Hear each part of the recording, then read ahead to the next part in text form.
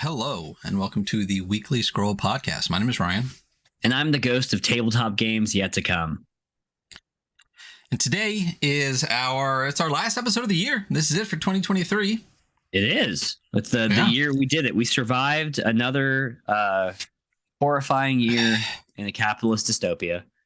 Yep. Yeah, I gotta be honest, 2023 sucked a lot, so I can't wait for 2024. I'm hoping it's just a little bit better.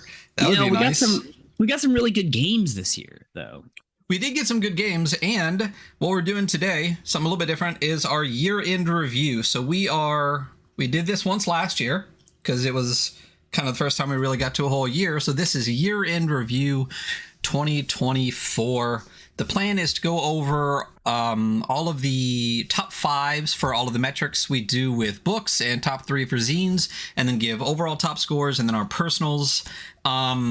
And that's it. So we're not, this isn't like an award show. This isn't anything crazy. This is just a review of the games that we went over this year and the tops based on the metrics that we did. Also, before I forget, because today's the last day technically that I can say this, low Saturnalia to you. And to you, sir. Yeah, absolutely. It's the last day of the week-long festival of Saturnalia. So I will say I hate cold, which it's not too bad where I'm at right now. Actually, it's been in like the mid to high 70s, but I do love freezing. Yeah, I do love the very short days. I work night shift and I hate the sun, so these have been ideal for me, and I've been a big fan. We do want to say before we get going a couple of things. These are just our subjective opinions, and if you don't like them, don't fucking watch. We're dumb. This is meaningless. Yeah. Like, this is so immaterial. This, we're not experts by any stretch of the imagination. This is literally what we do for fun, and our opinions. You're allowed to disagree. It's fine. Disagreeing. Yeah, you must feel the same way as us. Oh yeah. And second of all, let's just explain. So for those that maybe are only watching this for our metrics, we don't just do like a game review. Honestly, it's more like an overall product review. We have 5 metrics that we go over that have kind of like shifted and changed and got to their final form here for now on the show.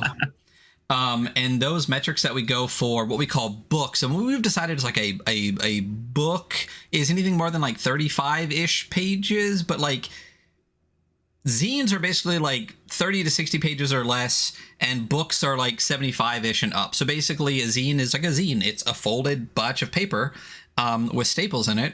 For the most part, and then books are books. So the scores we go over and the metrics that we're going to go today are art and layout, which describes all of the art, quality, quantity, everything, and the visual layout of the book.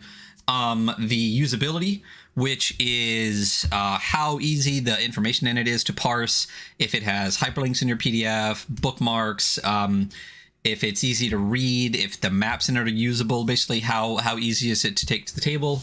There's the rule set, which is actually the part that's the game, and if it's a new rule set, do we like it? And if it's adapted rule set, how well is it adapted? There's originality, which is kind of a catch-all, which is like how original is the rule set and or the setting and or whatever. And then value is the overall bang for your buck, not just the cost of the game that we're reviewing, but also like what comes with it, what's available, online generators or GM screens or all the rest of that stuff. That is that. And for zines, we do 3 scores. We do visuals, which is kind of the whole art and layout and all of that stuff combined into one. We do rule set, and then we do vibes, which is kind of originality, but it's a sense of like how much the zine feels like the zine, and how badly we want to play it when we close it. That is a big factor. It's like, I really want to play this. Big vibes, Yeah. Well, the thing is, you could read a zine that's got like amazing rule set, but then if it's all like scattered all over the place and hard to read and a bunch of stuff, it lowers the vibes for me.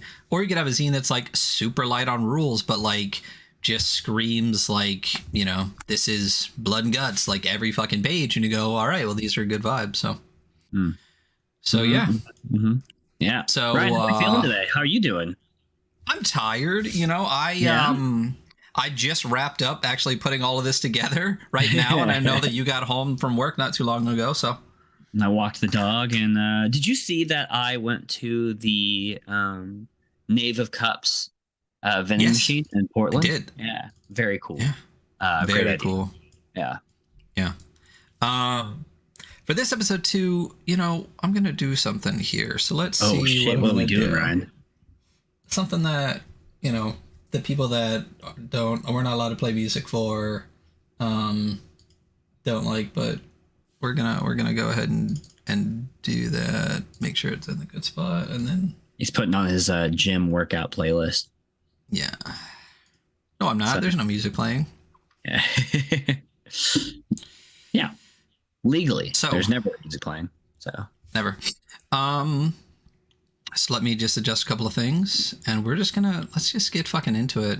We'll just kind of explain a little bit more of how we do this as we go. So, I don't even know what's first, so we'll get in there. So, kicking it off. Year interview 2024.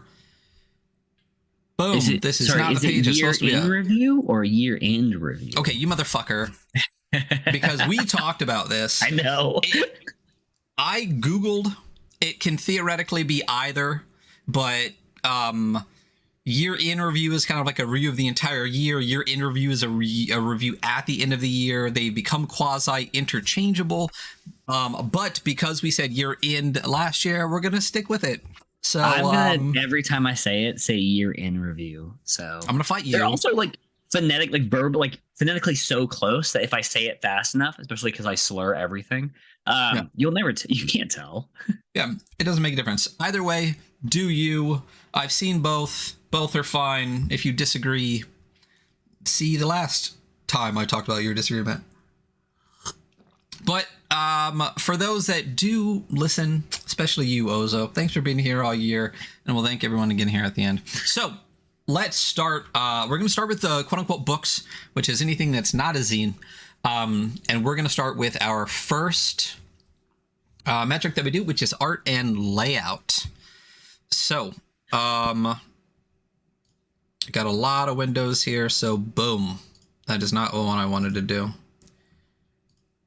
Oh, that looked right to me. But what do I know? Actually, I'm just along for. Yeah. So art and layout. This is what we're starting with. So again, these are the top 5 scores for art and layout.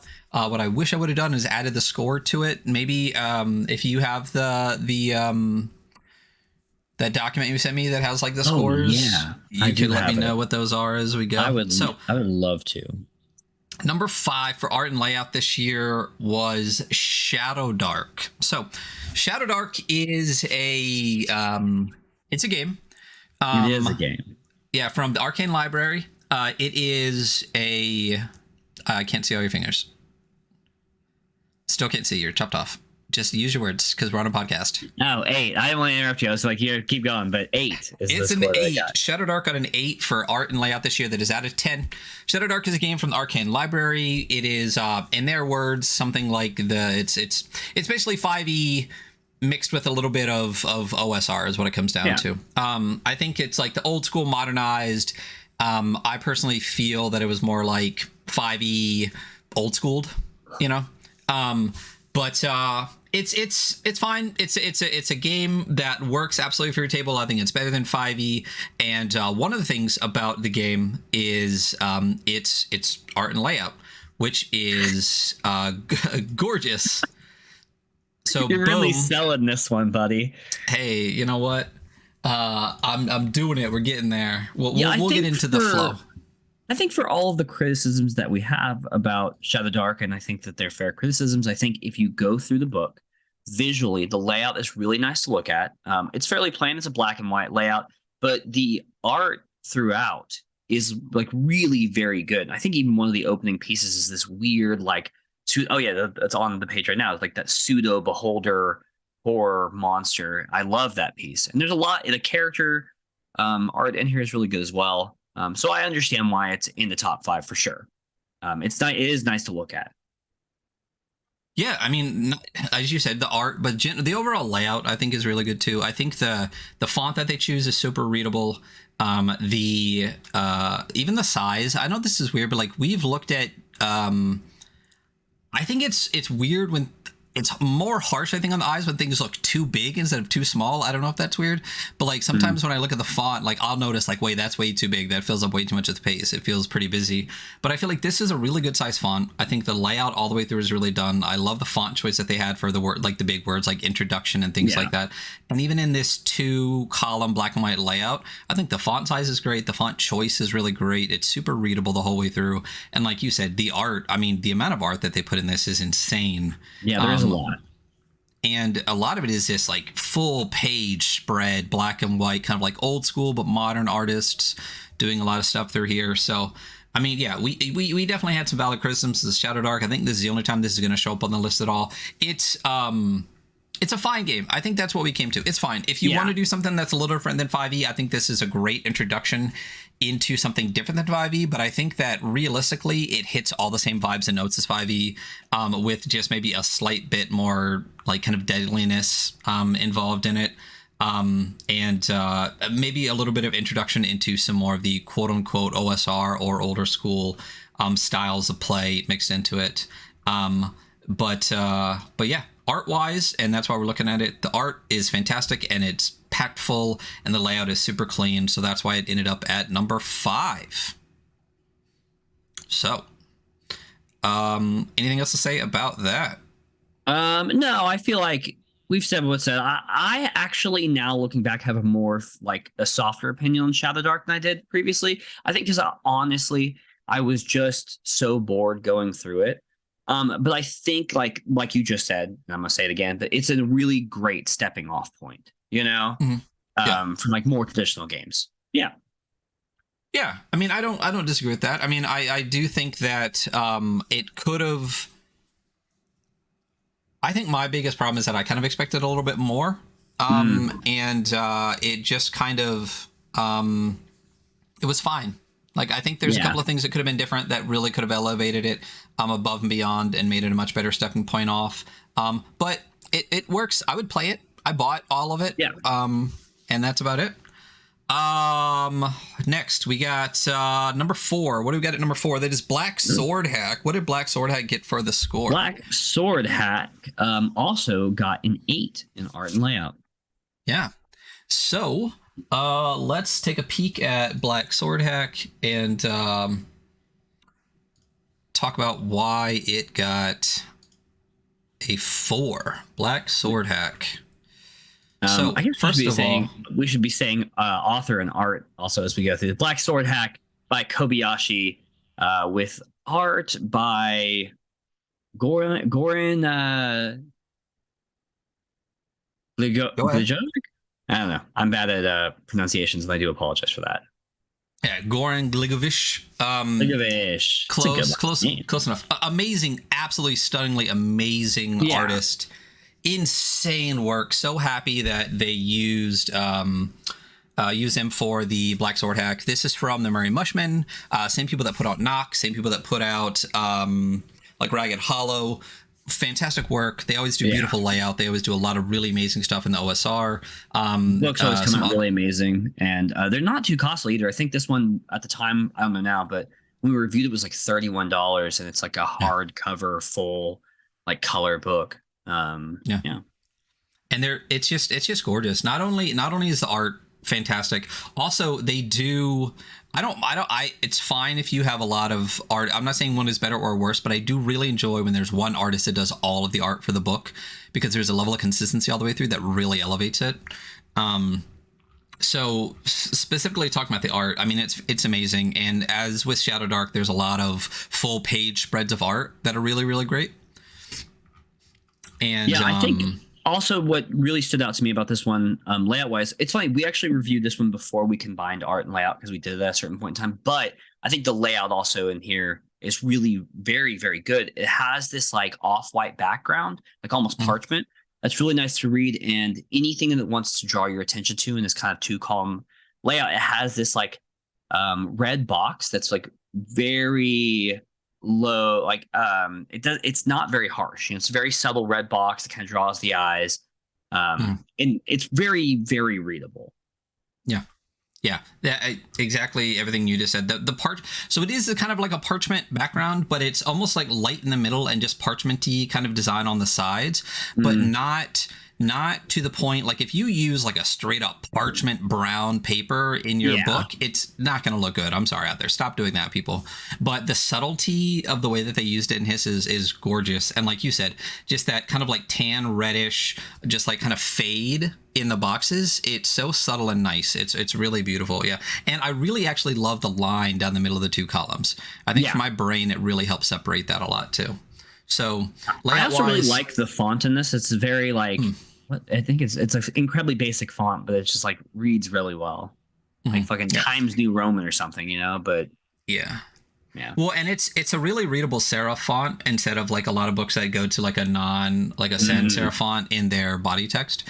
But yeah, just all the way through. I mean, Olivier does really fantastic layout. And again, the art from Goran is insane, and I think it fits so perfect. You know, there could have been a lot of different artists that really did this really well, but for the kind of like really hard lean into sword and sorcery that Black Sword Hack does, I don't know if there's anyone out there that could have been a better artist to fit the vibe of this game better than Goran. Very much agree. Yeah. So that was Black Sword Hack. That is Black Sword Hack. Great game. I don't know if I had played it by the time we did the episode, but I have played this and I really enjoyed it. I have not got to play this game yet. I was supposed to run it, and that kind of got pushed off. But this is definitely on the top of the list for 2024. We'll go over podcast resolutions at the end for what we'd like to see more of. But yeah, all right. We're slowly getting the hang of this and getting it down a little bit better. So next up is Hieronymus. This is Go for it. No, you go for it. Hieronymus got a 9, a big 9. You know, which makes sense because the subject matter is an artist, so should really bump it in that category. So Hieronymus from Laurie O'Connell. This is using the art of Hieronymus Bosch, the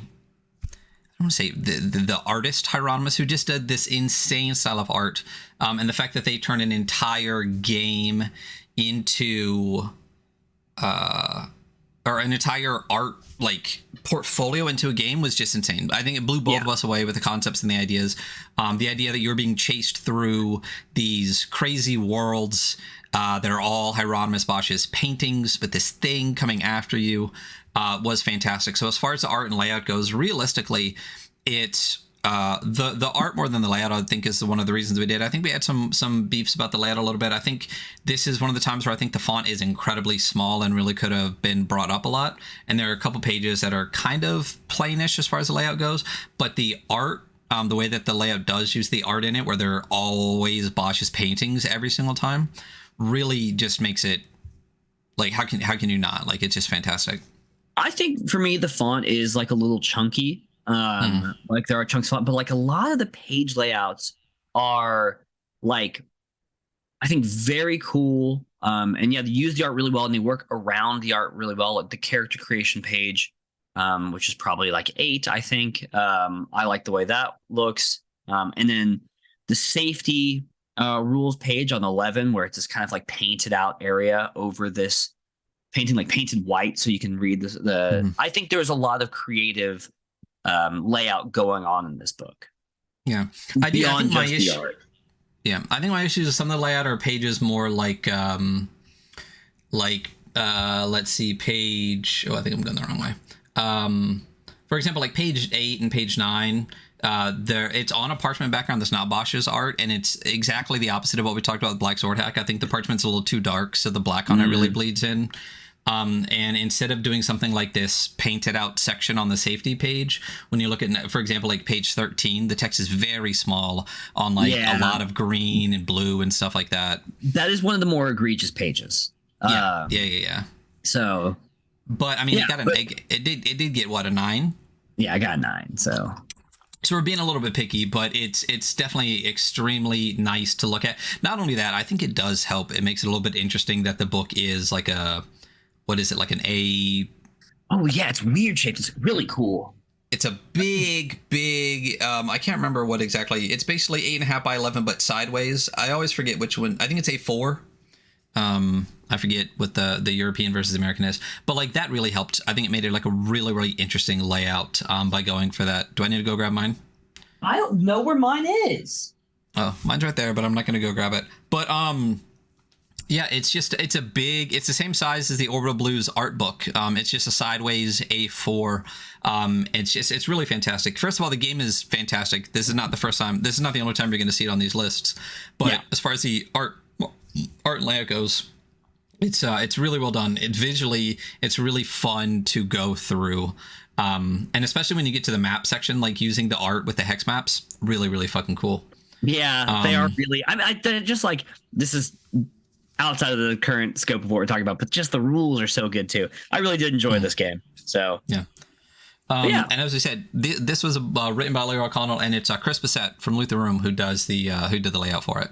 So yeah, definitely fun, interesting, really beautiful book. So going back to, so that's number 3. In art, number 2, we have Soulburner from Adam Vass. What did Soulburner get for the score? Soulburner also got a 9. Soulburner got a 9. But we put this one over that for reasons, and we will show you why. So Soulburner, first of all, everything that Adam does is fantastic, and one of the things that they do in all of their books, this is Adam Vass, World Champ Game Co. One of the things they do in all of their books is there is no like default page. Like every page is laid out like differently. There's art that is different on every page. A lot of times the columns are different on every page. And the art style that they chose for this book is fantastic. The cover is absolutely stunning. But again, as you go through, there's like 3 columns on this page. There's 2 columns on the page that says like burn, destroy, damage, or injure by heat or fire. Every single page has a different style, a different structure. The only thing that really ties this one a little bit more together are these top and bottom like page designs. This kind of like red line with this kind of star shape at the end, what is absolutely stunning. But so correct me if I'm wrong. Adam did not do the art for this one, correct? I think this is one where he did they did the, let's see. Or they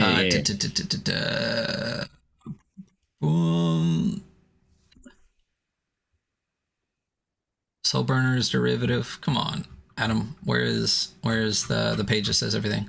I know there's one of them last year.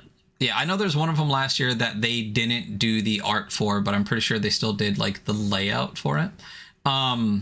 But could be wrong. I don't remember whether it was this one or it was oh gosh, well, it's on the edge of my brain. It's the other one. It's the hell one. I'm sorry, Adam, for not happy to Hieronymus there. Hey.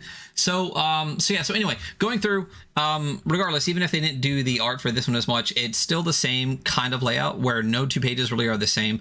There's some that are more so in this, and that there are some pages that are white with just 2 column black, but that is kind of rare throughout the book, and it's really just in sections where it's like super readable. But that's another thing that's great about the layout, is so much of it is super readable. And if you look at this, very readable.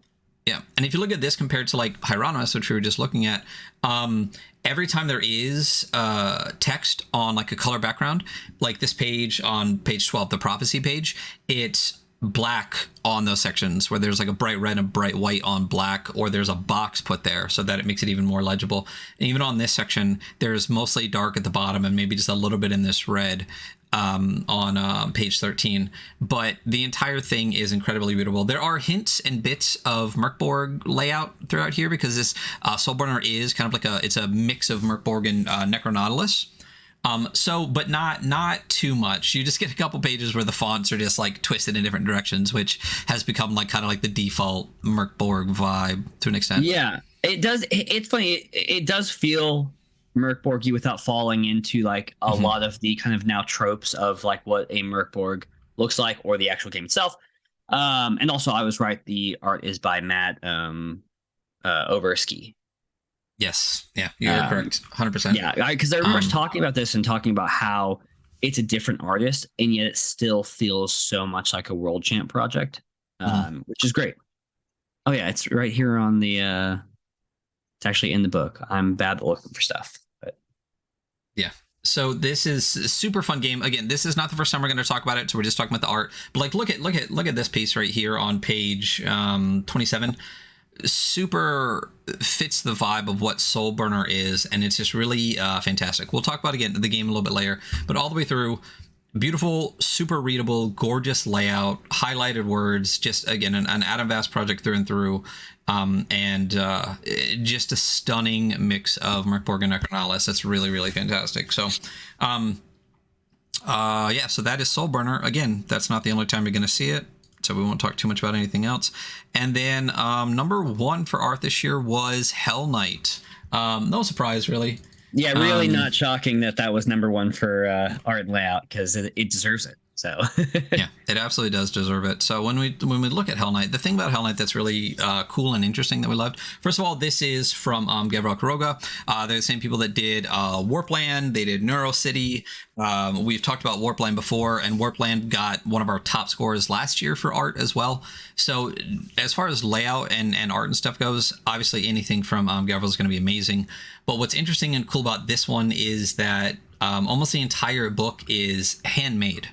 So a lot of the pieces they actually put together in person, and then scanned them into the computer and then made some adaptations and things for it. So as far as art and layout goes, it's absolutely stunning. It's gorgeous. Much like we talked about with Adam's projects, every page is different, right? But I think our knock a little bit when we got to usability was that this kind of takes the art and crafty bit of it so far that there's a lot of pages that are kind of unreadable. Yeah, there are definitely, if not pages, like several lines on individual like one page that like you just like, okay, well, this one line is kind of annoying to look at because it's like a different streak of color behind it. Yeah, but I mean, it's so beautiful, a book. It's so well put together, and that whole like handmade aspect, I think, really adds another layer to it. But yeah, you know, it's a little hard to use sometimes. Yeah, I would say. So one of the other cool things is that they do like the different chapters have whole different styles. So like the whole rule section is like purple, then there's a whole section like character creation that's red and white. I mean, all the way through, artistically it's stunning. Again, we talked about usability. This was a hard one, and I don't think it's in the usability section. We talked about this specifically in art and layout, as in just look at it artistically. Don't worry about whether you can read it or not, because they did put out a plain text version. They did put out a read-only version. Right, which is interesting because there's that kind of toss-up in your mind where you go, well, it shouldn't really need a read-only version, but it's hard because it's so beautiful. So artistically, this one, I think it was like even over the other ones on this list, I think was hands and feet above, you know, what the other ones were. So gorgeous to look at, really fantastic. If we rated these books on vibes, this would have been about a fucking 1,000. And I love the entire back of the book being basically just like posters for Hell Knight. The posters are so good too. There's some really, and there are a lot of different styles going on, and they all hit really hard. So I will say that going through this is like, you know, the vibe is so heavy that maybe going into it, I didn't really care about being a demon biker, but by the end I was like, oh, actually, yeah, this is cool. You know? Yeah. Exactly what. I mean, I got distracted by Me Castle in chat, but yeah, I think, you know, you kind of bounced off this a little bit when you first started, but going through it, like it ended up being fucking awesome. So it's a great thematically piece. It's probably outside of my realm, but it is it's very good. So the cool thing about it, though, being like 80s biker, quote unquote, is there's so many cool ways that you can go with that without having to dig too deep. But the 80s that they do is also not fucking like hair metal. It's like real metal. So that is the real That might have been the dividing factor for me. Like, I'm so fucking sick of the hair metal 80s bullshit. But yeah, yes. Yeah. Yeah, that's art and layout. We did it. Yeah, we did it. That is all of art and layout. So I thought I fixed this, and I must not have. But art and layout. Number 5 was Shadow Dark. Number 4 was Black Sword Hack. Number 3 was Hieronymus. Number 2 was Soulburner, and number 1 was Hell Knight. And that is the end of art and layout. So let's close that up. So next we're going to get into usability. It's very the most Ryan score of them all. Yeah, it's one I mean, I think we both care about it. I just care about it way more. And the thing about usability is, I mean, we're both pretty much forever GMs. I hate when I get a book and it's just impossible to bring it to the table, and I have to like pick it apart and have so many issues trying to get to the information. So that's what usability is. It's the ability to bring the information to the table, whether it's in PDF, especially in PDF, because this is 2023. And a lot of people aren't playing in person still, so having the PDF readable is really important. At number 5 for usability is Gangs of Titan City. Gangs of Titan City. So what did Gangs of Titan City get for the usability score? It got an 8. It got an 8. So layout. So when we originally started doing, so Gangs of Titan City is from Soul Muppet. It's created by Nick Spence, Ben Brown, and Zachary Cox. This is kind of like what it was. It's basically like Necromunda the game. But it's really interesting. It's really fantastic. But the layout is done by Die Sugars, who is absolutely fucking fantastic. And when we originally started this, we had art and layout as 2 separate things. And we decided to visually combine art and layout and then make usability an entirely separate thing, because it's not just about the layout when we talk about usability. But I will say, the Die Sugars layout all the way through Gangs of Titan City is one of the big factors on why it's so usable. It's incredibly well done and extremely readable all the way through, and extremely well put together as far as being able to process the information. Absolutely. Yeah. I will say a caveat on the usability scores today is that it's pretty much a 4-way tie, more or less. All of these scores technically got an 8. Technically. The bottom 4 did? For usability? Yeah. All of them. All 5 got an 8. Yeah, all 5 got an 8. Oh, interesting. And they're actually... Go ahead. No, they're actually what? There actually are other 8s past that. Yeah. So these are our favorites. These are our favorite of the 8s. It's interesting. Nothing got a 9 or 10 for usability this year. No Deaths in Space this year, you know? Well, you know, when we talk about usability, I mean, I've said this over and over again, nothing's really ever going to touch Troika's New Menace Edition. It's so easy to parse and is so well done, both physically and digitally, that that's a 10. And so there can't be any more 10s. So the 10s are basically 9s. So you basically have to be damn near perfect to get a 9, and just nothing was this year. But this one does have hyperlinks for the entire table of content. It does have bookmarks all the way through, and again, the Die Sugars layout is really, really well done. When we go through this, it's a lot of black on white or white on black, which is super, super readable. But one of the things that I really love about the way that they do it too is these black lines throughout the layout really help to separate, at least as far as I read in my brain, to parse individual parts of the information. But Die also does this part where it's almost like the 3-part layout, and they chop one part off and put it as art, or chop a third of it off and make it like completely black and fill that information with white in a way that makes it like really, really obvious what the important bits of information are. So especially when you go down to pages like page 27. So the entire kind of like upper third of this was just blacked out and had this giant white font that literally says, hey, like, this is important information. This is something that you need to know. Like, it is impossible to miss this giant thing. So the way that it's actually put together made it a huge part of why it got on the list for usability, as well as having all the necessary digital tools.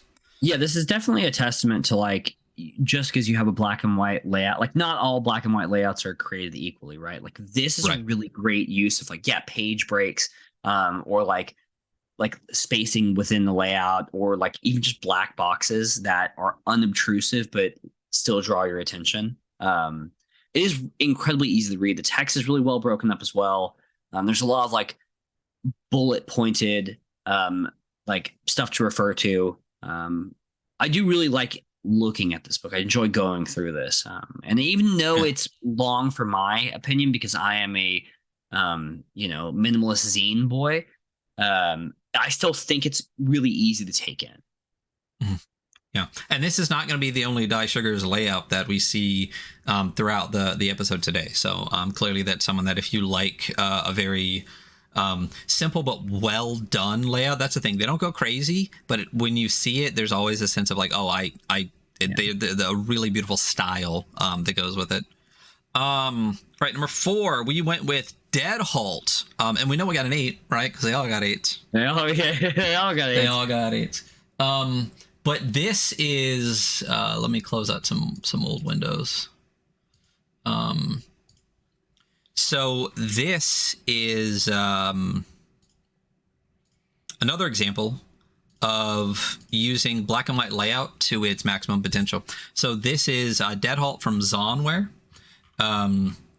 This is a very interesting game. You weren't here for this one, right? This is what I did with somebody else. I was about to say it'd be so funny if just in this moment I turned into Kirby, because that's who you did this episode with. And I always joke that it's not a funny joke, but I think it's funny that Kirby and I it's like a Dr. Jekyll and Mr. Hyde situation. So there's like one episode where you're both on. There is actually now several where we're both in the same that's right. place, but it's a recording. It's fake. The interesting thing about Dead Halt is it originally didn't have hyperlinks. And as part, this is one of the games on my list where we gave people shit about not having hyperlinks, so they hyperlinked it. So that's really fantastic. And they even have like a whole section. They even signed and drew inside the zine when I was able to buy a physical copy and said something about it. So it's really cool of them to now with hyperlinks, right, to do that. But this is similar to the last game. So this is basically a game where Y2K happens, everything goes to shit, and you're in like a giant hotel. And as you kind of go through the elevators, they can open up to like anywhere. So you could open up an elevator door and go to like Jurassic Park or some shit, you know? So it's really interesting style of play that you can do with this game. But as far as the usage tools, so it's all hyperlinked now. So the entire index, everything is hyperlinked. It has bookmarks. And much like what we just talked about, the Die Sugars layout, it's a black and white layout, but it is so clean and nice. Like, look at these chapter headers that are freaking floppy disks. I was going to bring up the chapter headers because they also tell you like everything in the chapter. So like you were like, so you can easily refer to like as you're scrolling through like, oh yeah, this chapter has this. And I think for usability, that's great. Because if you have a chapter that has a lot of subsections in it, being able to lay out every subsection in your header is like very cool. It's what textbooks do. But not only that, they actually, instead of just hyperlinking the original table of contents, these kind of chapter header table of contents are all individually hyperlinked as well now too.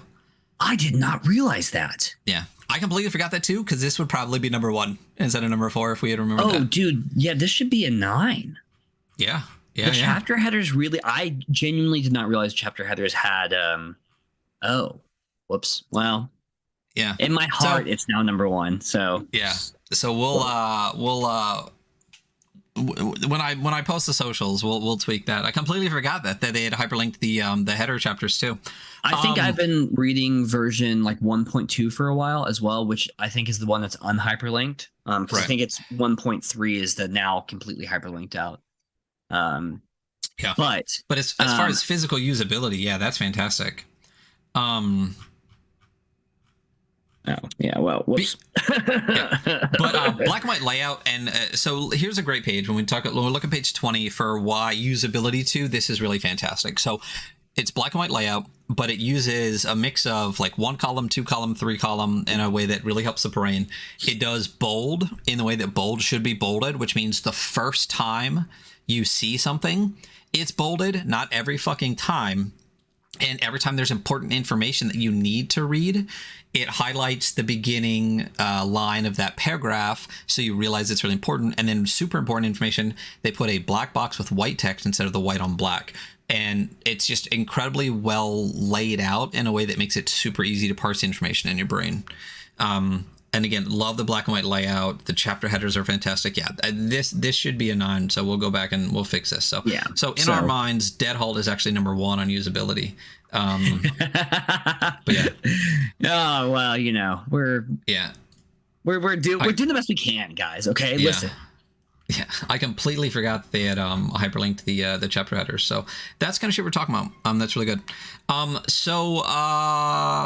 All right, usability. So let me close this off. So going to number what I guess would be number 4. That is Planet Fist. Planet Fist.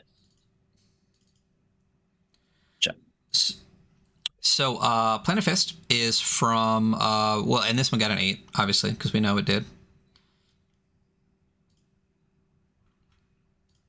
Planet Fist is from Jess Levine. This is a compatible with Fist kind of game. Jess Levine, they now, my goodness, I'm completely forgetting the name of the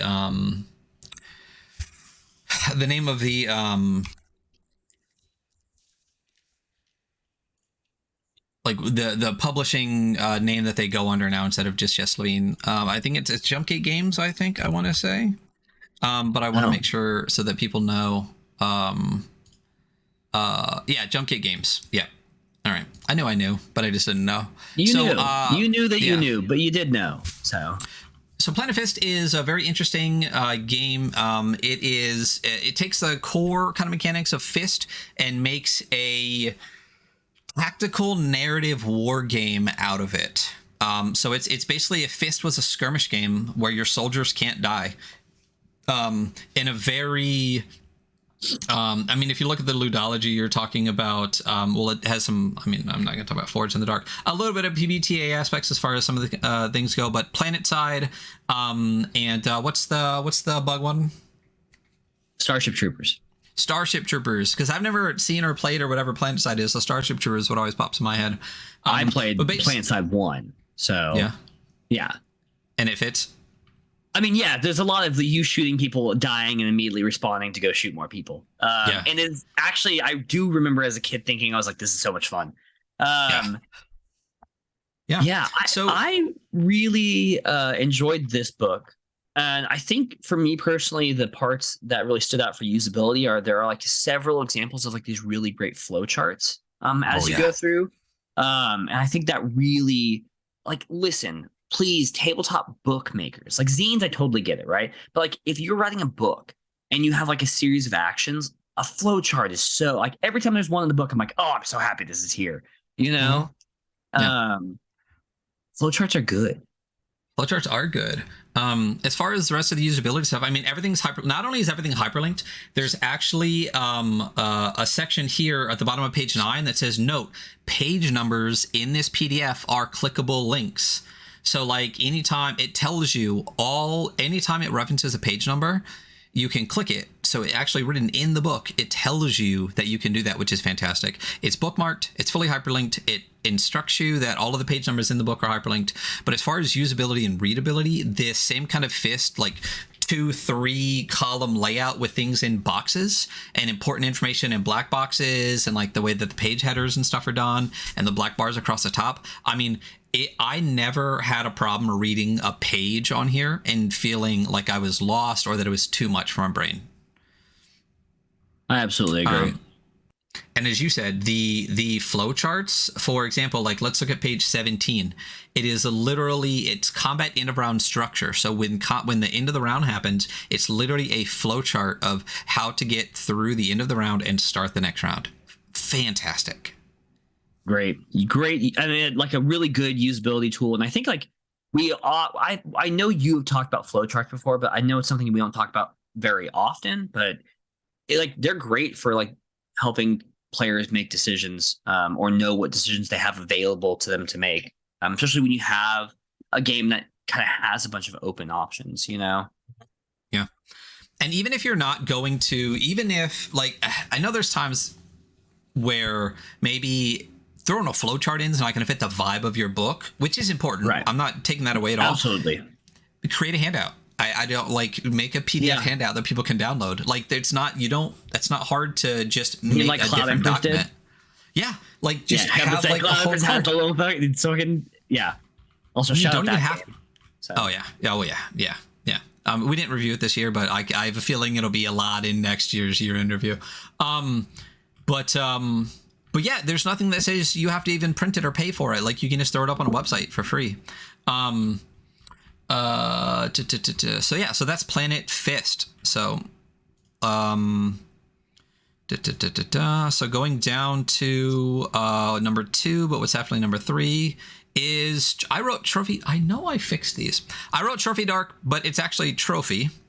Because we did Trophy Dark and Gold together as like a combined score. Which is fine. It's fine. It's fine that we did that. Doing combined scores is always okay whenever we say it is. So. Yep. And that's exactly what we. I clicked the wrong thing. So anyway, so yeah, so Trophy. So when we actually go through Trophy, I'm only going to bring up Trophy Dark because it's the same layout for Trophy Gold.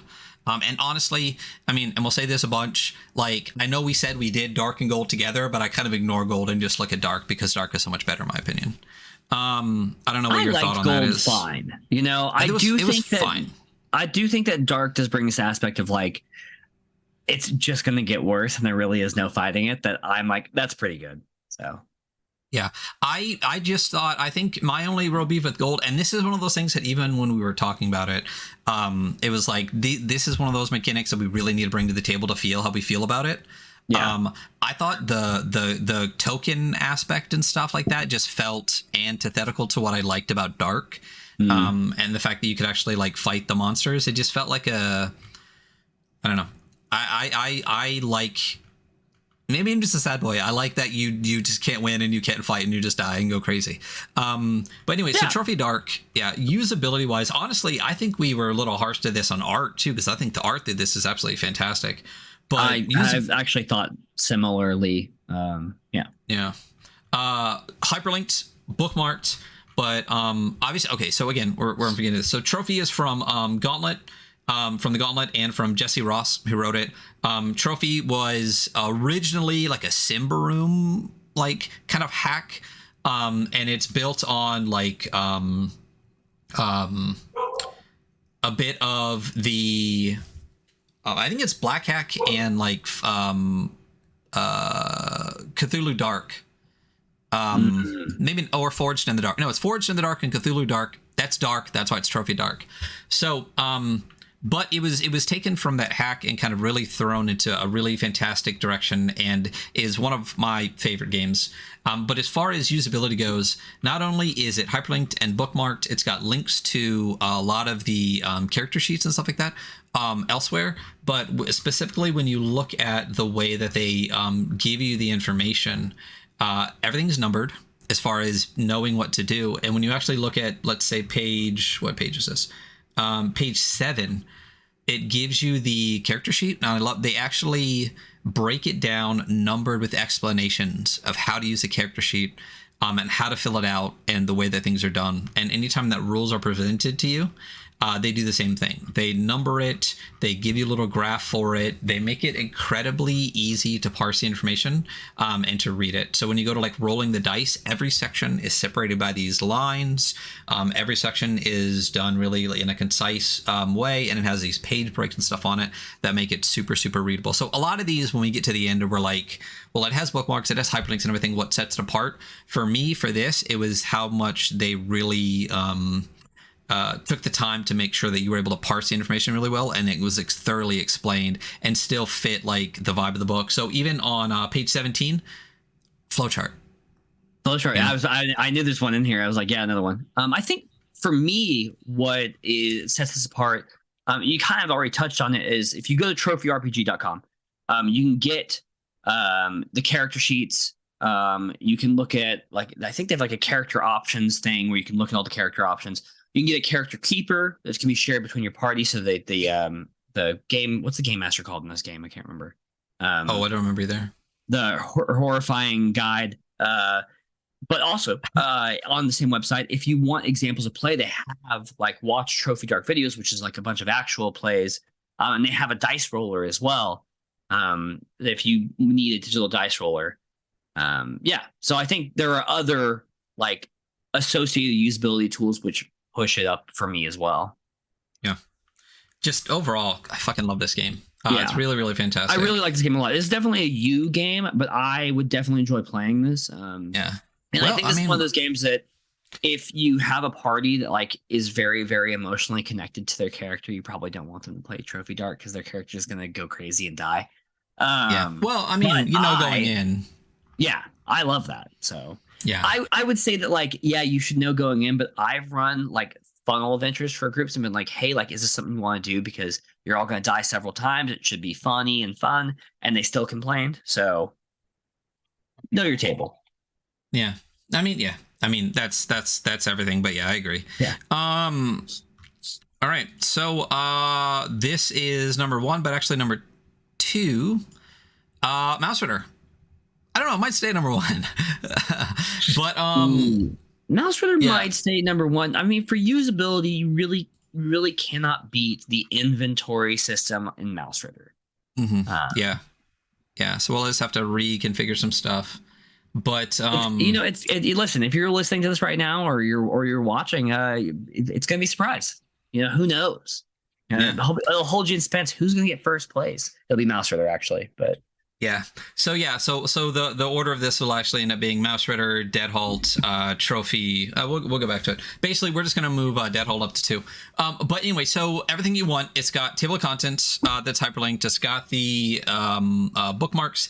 It's got inline hyperlinks. But as far as usability and the layout goes, it's readable the entire time. They never really put any words over any art. But still, it breaks it up in a really good way. There are 1 and 2 columns. All of the tables are really well put together with like the light kind of gray background, like interspacing them. One of the things that you said with the inventory system, where you actually can physically put together your inventory with tokens. Yeah, that's crazy. I love that. And I think this is one of those great books that has like roll tables in the front and then like a 1-page rule reference in the back. And that if you need to like really quick reference rules, it's really just opening up the back page. Yeah. That's really also great. Once again, like another great black and white that uses black and white well and actually employs gray a lot in the tables to kind of offset the lines, in some of the art, which is not what we're talking about right now, but it's a good game. It's a good game. It's a good game. It's a great game. You're going to see it a bunch today. It also has the QR code in the book, links to the website, which I think is really cool. I love when there are linked PDFs that will link out to a website, but actually putting a QR code so you can link to it from your phone from the physical book is really, really cool too. I love that. And this is part of a value thing, but it also goes to usability.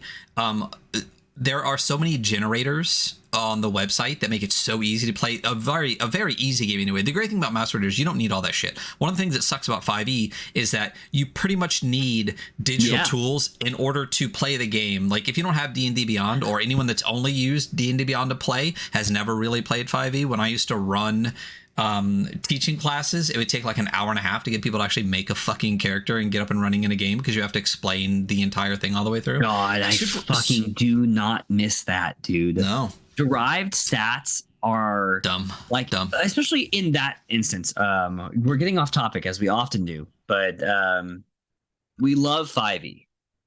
Yeah, no doubt. We talk shit about it less because I have feelings that I would love to blog about someday, but I probably won't. So anyway, it's a super easy game, but even with how easy it is, the generators make it even easier. And not only that, we figured this out while we were playing, actually. The character sheet that you can download, there's actually a digital inventory creator, so that any items that you want, you can actually either download or create for free directly from the website, and then just drop them onto your character sheet, and it fills out the character sheet as if they're a token as well. So you can actually, prior to any game or campaign that you want to run with your players, give them the digital sheet and then have your own digital tokens already downloaded that you can just drop to them, and all they have to do is drop it on the sheet. As far as usability goes, that to me is such a just yeah, this will stay one. I wish I was part of Matt's home Mouse Rider group. We'll just get him to run. I've talked about running a long game for us here on the stream, and he said he'd be down. I would absolutely. I love the idea of the mice have like a 1 year, like, not lifespan, but that's their adventuring career, and so they're at their grandparents now. Yeah, that's awesome. It's so cool. Yeah. So I think the scores are in up. I think we'll just bump Dead Halt up to 2. So really the scores for usability this year, and I'll fix this for the socials and everything. Mouse Rider will be 1, Dead Halt will be 2, Trophy Dark will be 3, Planet Fist will be 4, and Gangs of Titan City will be 5. Usability is a really important part of your book. If you have a zine, I am totally fine losing a lot of usability. It's one of the reasons that we don't score usability in zines, because I'd rather have the vibes from a zine. But if you have a book, make your book where people can actually fucking use it. You know what I mean? And the PDF. It's 2023. PDFs, people, EPUBs even.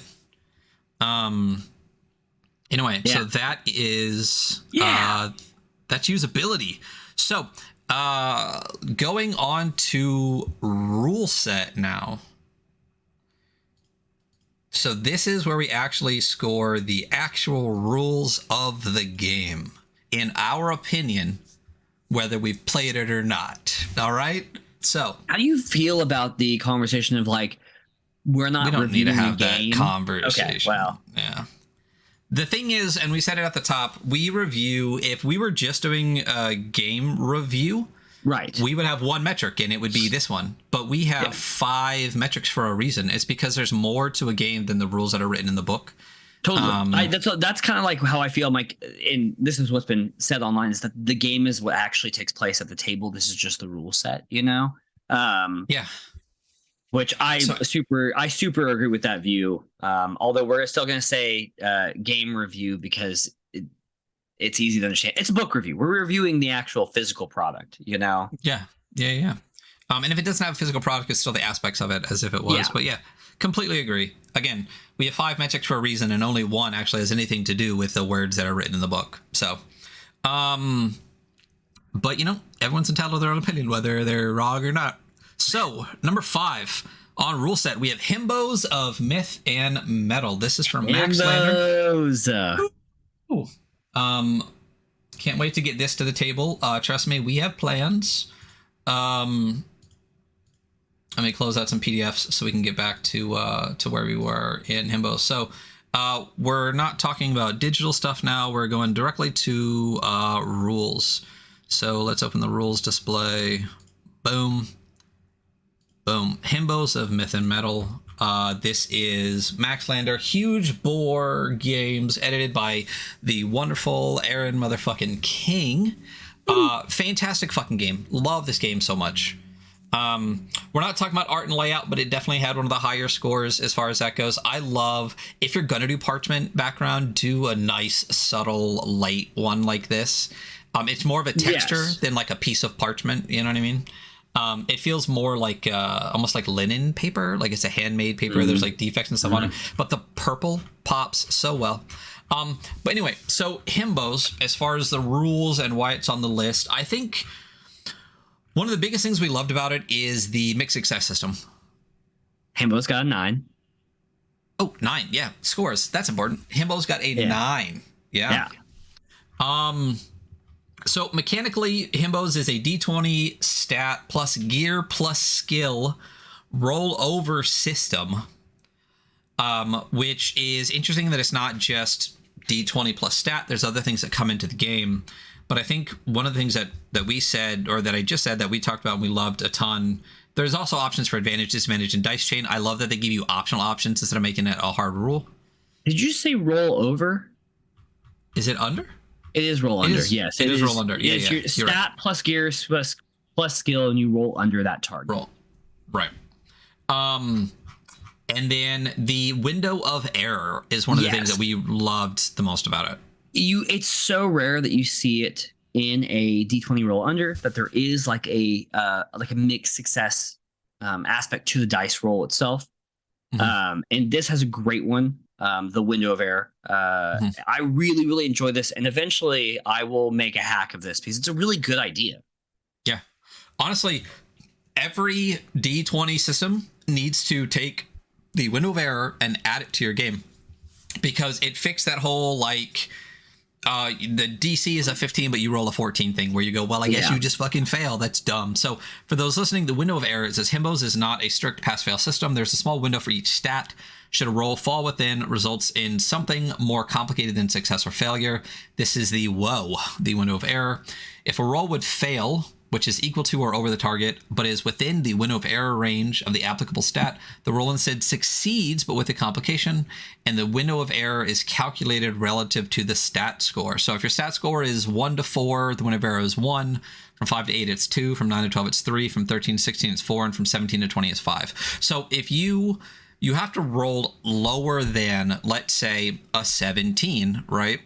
Or your score, which is a 17, right? But if you're at a 17 to 20, your window is 5. So you can roll all the way down to like a 13 and still succeed, but with a complication. The higher your stat is, the more window you have for error, to where you can still get it done, but like you get the complication and added to it as well. And mixed success complications are one of my favorite mechanics in games. Yeah. This isn't a fantastic way to add it to a D20 system. Yeah, absolutely. I mean, I don't need to keep going back to that. It's very, very good. I think overall, like, this game has a lot of stuff. So Himbos is like a very, very camp, very like queer, like fun, raunchy game about being like a sexy god or goddess. And the stats, I think, really reinforce the playing like that. I think I've been thinking about this recently while I've been working on this stuff, is how important what you call your stats are, because it's going to make your players think about how they employ the tools they're given in a certain way. Because if strength is strength, they're going to think of it as strength. But if strength is thighs, then the way that they're going to employ this stat becomes different. It lends to the kind of style of game that you're going for. And the stats in this are breast, lips, thighs, and hands. And they can be broken down to these like very traditional like strength deck stuff, but also just because their name, their players, and how I know they're going to employ them is going to like really line up with this very camp, sexy adventurer thing. I think another thing that stood out for me was that, like, as your himbo kind of gains more scars, or their like intelligence kind of goes up, you have to eventually retire them because they're too smart to be a himbo, or they're not hot enough or whatever anymore. And I thought that as a way of retirement, I was like, that's so fucking hysterical. Yeah, it's so good. It's not even this that they get too smart or to whatever. Like, himbos are like dumb and loving, and when the world beats you down too much that you lose a little bit, and like you just have the weight on your shoulders a little bit, you can't be a himbo anymore, because basically you're just like, it's broken down your kind of like lovey dumbness, because you're just I don't know, because the world sucks, and you know it does. I think that's the break for me, when you stop being like, well, everything's fine, and you go, no, things kind of suck. You're not a himbo anymore, you know? Yeah. There's this this like this queer tabletop game and comic book store that I go to in town now, where I live now, and they have these games, and every time I go there, I'm like, you guys need to get himbos, man. And they always ask about it. I'm like, yeah, himbos of Myth Metal. And they're like, that sounds like something we would carry. I'm like, it is totally something you would carry. It's an amazing game. They I should really play enjoy backs this now. game. Yeah. It's really it's really interesting too, because like when you look at like bad behaviors and weak thoughts, the things that you can't really have when you're a himbo, it's like being ambitious or dangerous or jaded, and your weak thoughts are like patriotism and an eye for an eye and things like that. It's these things where it's just like himbos are himbos for a reason, and you can't have those things if you are.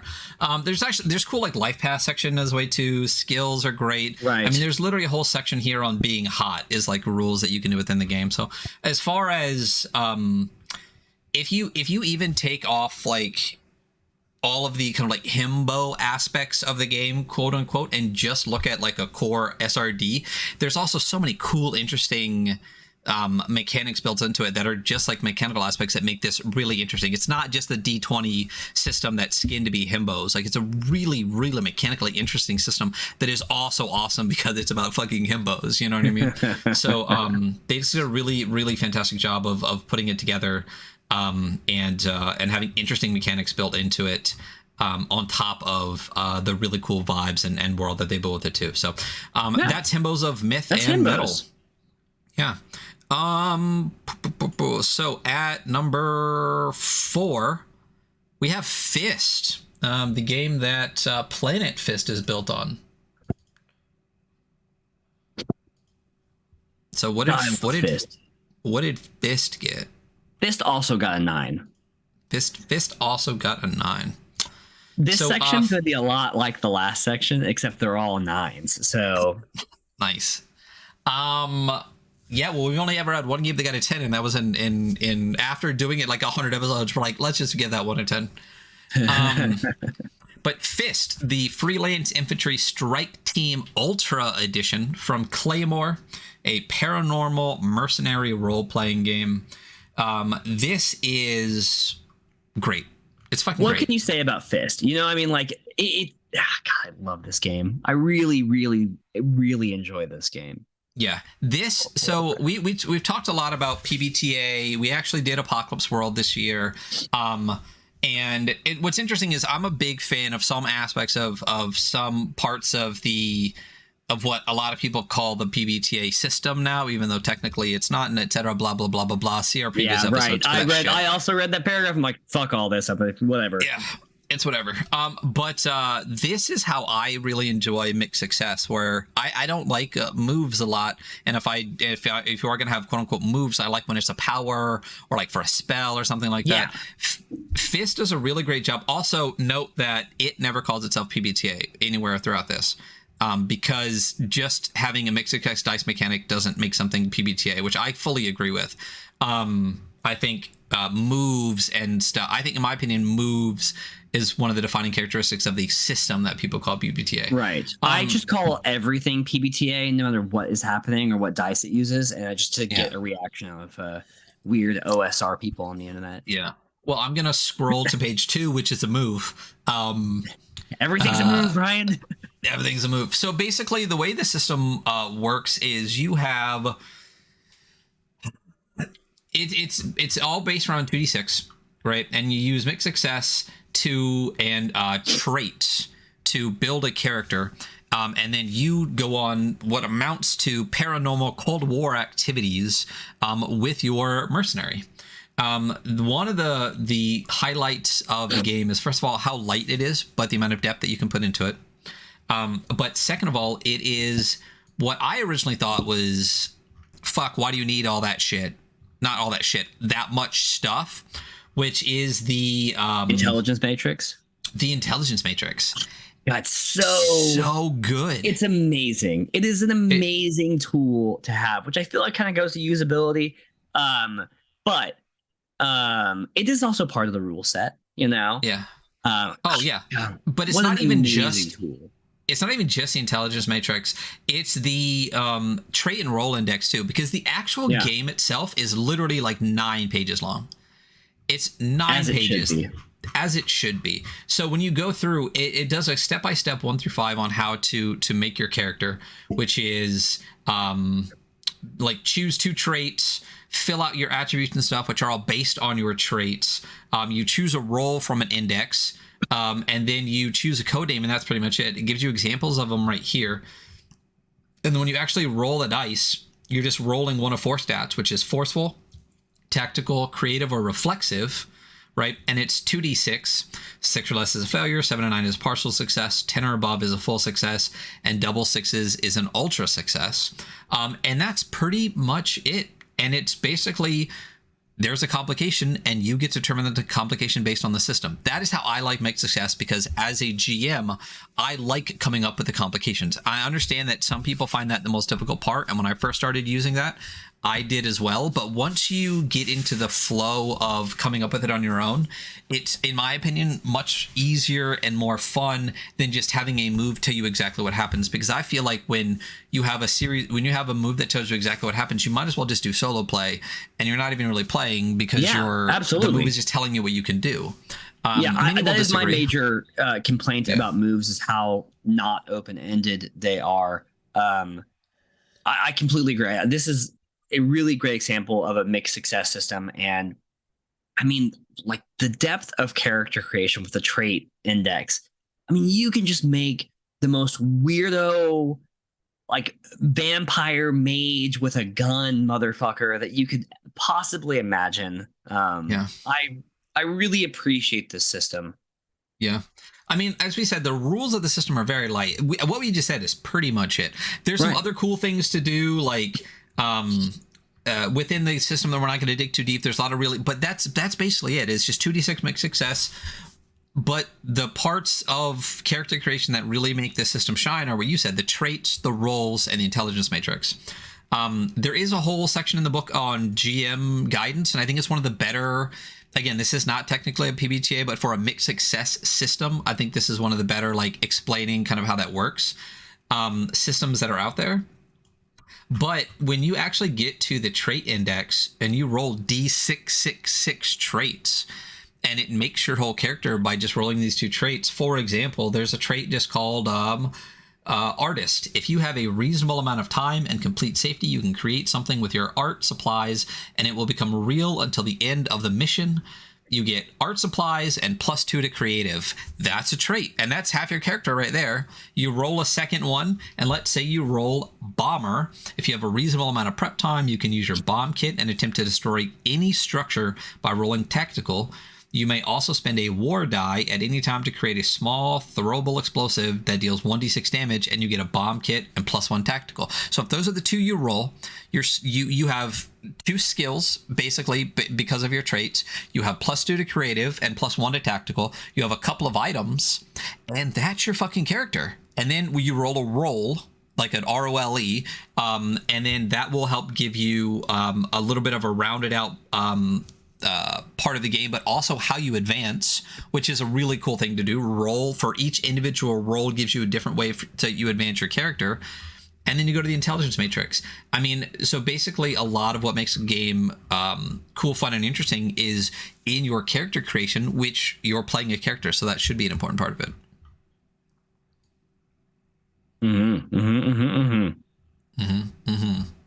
Yeah. And then tell me about the intelligence matrix.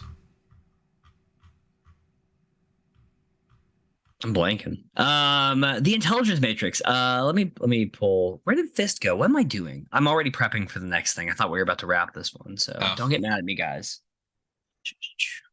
Yeah. So the intelligence matrix has tools for so many different, like, pre-made or like inspiration tables, whether it be like spells, lore, enemies. It also has this whole other, like, kind of anti-fist group that if you need to populate with enemies.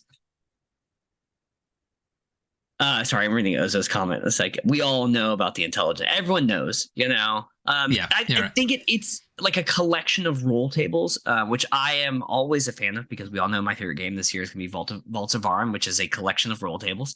But like for me, I think something like this that's, for like and cover ups, right? Has a small blurb and then several rule tables for you to just find inspiration yourself. I very much appreciate that. And I think it's incredibly usable. There's a lot. So you kind of know where you're going. But luckily, it's bookmarked. So yeah.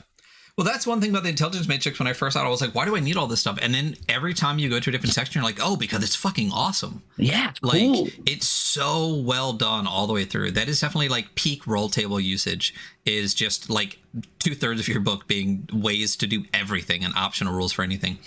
All right, going on to Soul Burner. Number 3, Soul Burner. We talked about this already in the art section. Right. This is Adam Vass. And Matabursky. Yeah. And this is a derivative product of Necronautilus and Merkborg. Honestly, fucking A, right? Yeah, I mean, I think I love this game because, like, I know that a lot of people go through Necronautilus and it's a little too heady for them. And I have no issue with that. I think it's too heady for my table. And I like Merkborg a lot. I'm not much of a Merkborg guy. I have no issue with it. But I think it could use a little something more narrative in the rules. And this is such a great like marriage of the two things. You create this character that is in the afterlife, burning as a collection, a physical manifestation of like a collection of their memories. And that's what kind of gives you what you can do. And it allows for a lot of like writing your story and like this very like narrative and like once again very emotionally evocative connection to your character that Adam Vass is so good at creating in their games. Yeah, I mean, yeah, I think we talked about it a bunch. One of the things you just hit on is that Necronautilus is one of the best games I think that's on my shelf, period. And making it a little bit more approachable is such a good idea, and a mix with Merkborg for the vibes is fucking perfect. Like, this is, I wish more games did this and did it this well, where you take the best parts of two games and make what amounts to like a different but also great fucking game. I mean, if you read like the back, it says you are dead, but death doesn't want you. Act as an agent of the gods of fate to cleanse your undead soul in a lava-soaked continent full of phantoms and filth. It's a tabletop game about violence, destiny, and body horror, where your manifested memories are your only weapons. First of all, when Necronautilus, when you use memories and stuff in that, it blew me the fuck away. And to actually use it now as weapons in a lava-soaked continent of violence, it's just like, come the fuck on, dude. Yeah, and I think it's the dice mechanics in this. It's not like a mixed success, but when you like match exactly what you're trying to roll for, there's this like purge action that you take where you like explosively manifest what you're trying to do, and then you gain like another reminder based on whatever is going on right now. And your reminder is what you can add to like a D20 roll in a situation that it makes sense. Very cool. I love this return to like the concept of like memories and use of like memories in the afterlife as your abilities. Very, very Adam Vass, you know? Yeah, absolutely. And someone in chat said that they almost bought it, but it looked derivative of Merkborg. Like it's a partial Merkborg hack. Like that's what like a hack is, will always be derivative. But I feel like it's way more Necronautilus than Merkborg. I feel like it takes bits and pieces of Merkborg, like I said, that really make Necronautilus. It basically it takes all the heady parts of Necronautilus and adds just enough Merkborg to make it violent and a little bit more approachable. But other than that, there's so much. I would think this is probably like 60-40 Necronautilus Merkborg, if not like 70-30. Yeah, and I kind of I always understand like the like timidity to like invest in like another like Merkborg compatible product because you know there's maybe some shovelware out there. But this I think is like an incredibly quality and not as much derivative as like inspired and like an homage, like the Adam Vass homage to Merkborg, you know? Yeah, for absolutely. I mean, it's just It's so well done because not only, like I said, does it bring Necronautilus like down a little bit to more approachability, I think it also elevates the best parts of Mark Borg into something that's a little bit more interesting. Because I love Mark Borg. The vibes are fucking fantastic. I think it's really fantastic, but it is super light, and having just a little bit more emotional weight to it is a good thing. And it's really well done. So yeah, that is Soulburner. And I mean, there's we could do a whole episode on this. We did. We did. So go watch it. Yeah. But yeah, really great. I mean, we've said over and over and over again, this is definitely an Adam Vast Stan podcast, and that has not changed. Now that we've actually got to talk to them and have them on the show multiple times. I know. We're buddies now. So number two, baby.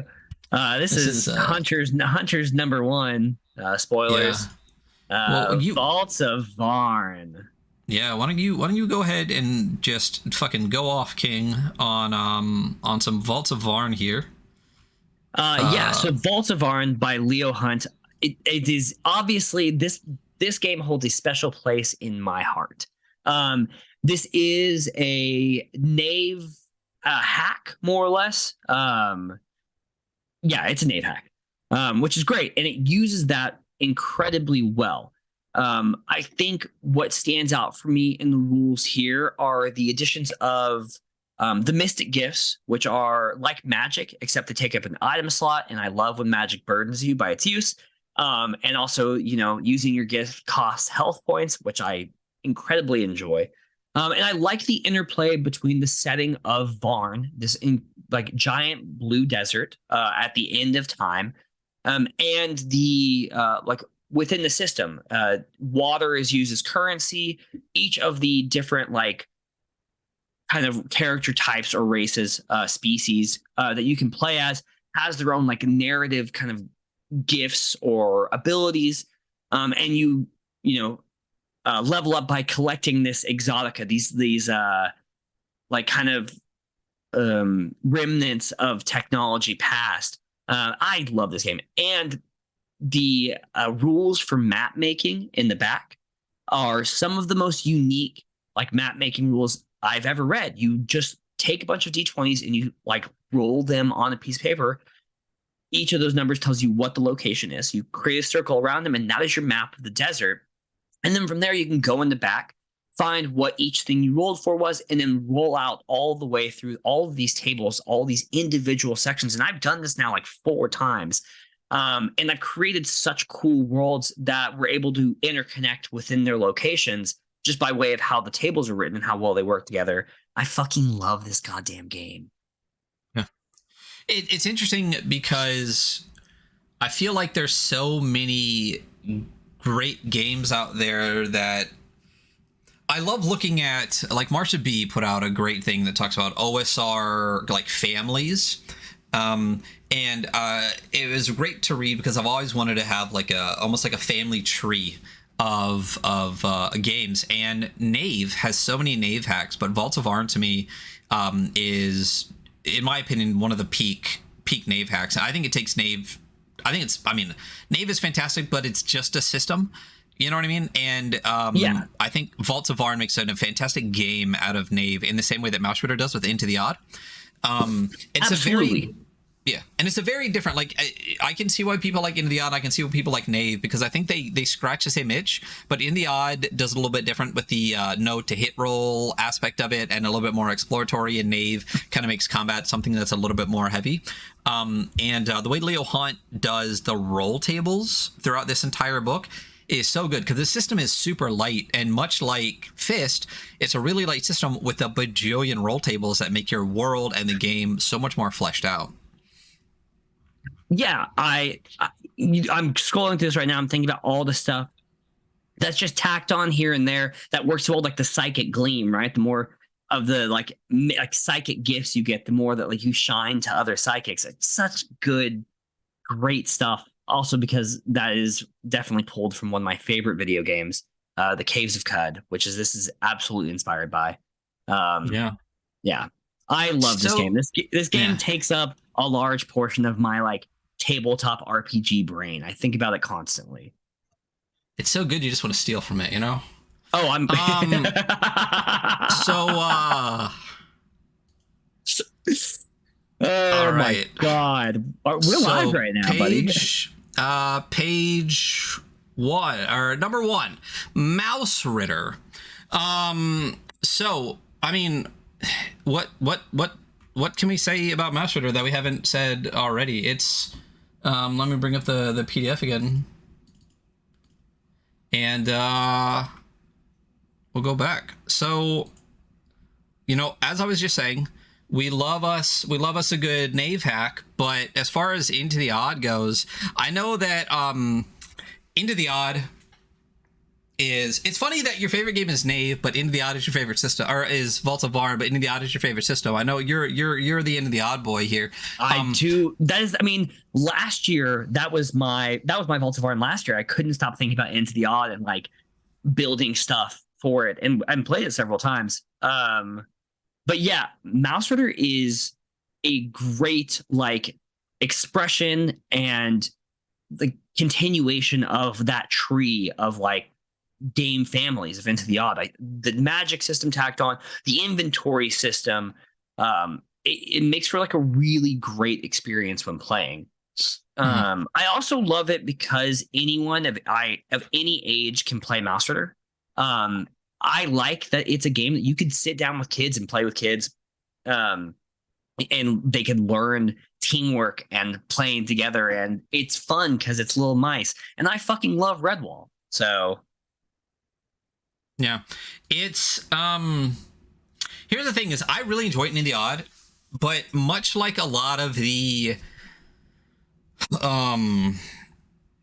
there's a lot of games that there's a lot of systems that are put out that then have games, right? So like Into the Odd is great, and you can obviously play Into the Odd, but like Electric Bastion Land is kind of like, to me, and it's not completely right, but much like Knave, to me Into the Odd feels like a system.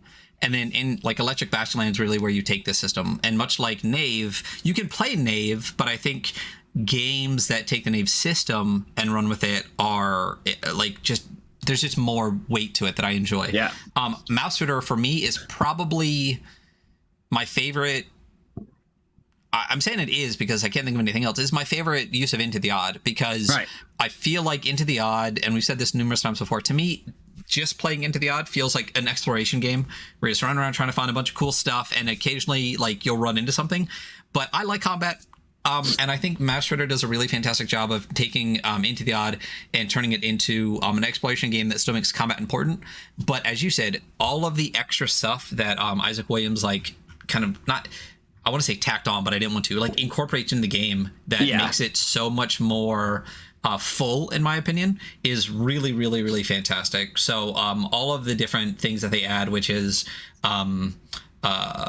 character stuff from Knave, which is the entire magic system that they use with like the little I'm gonna say relics, but that's not right, but you know what I'm talking about. What?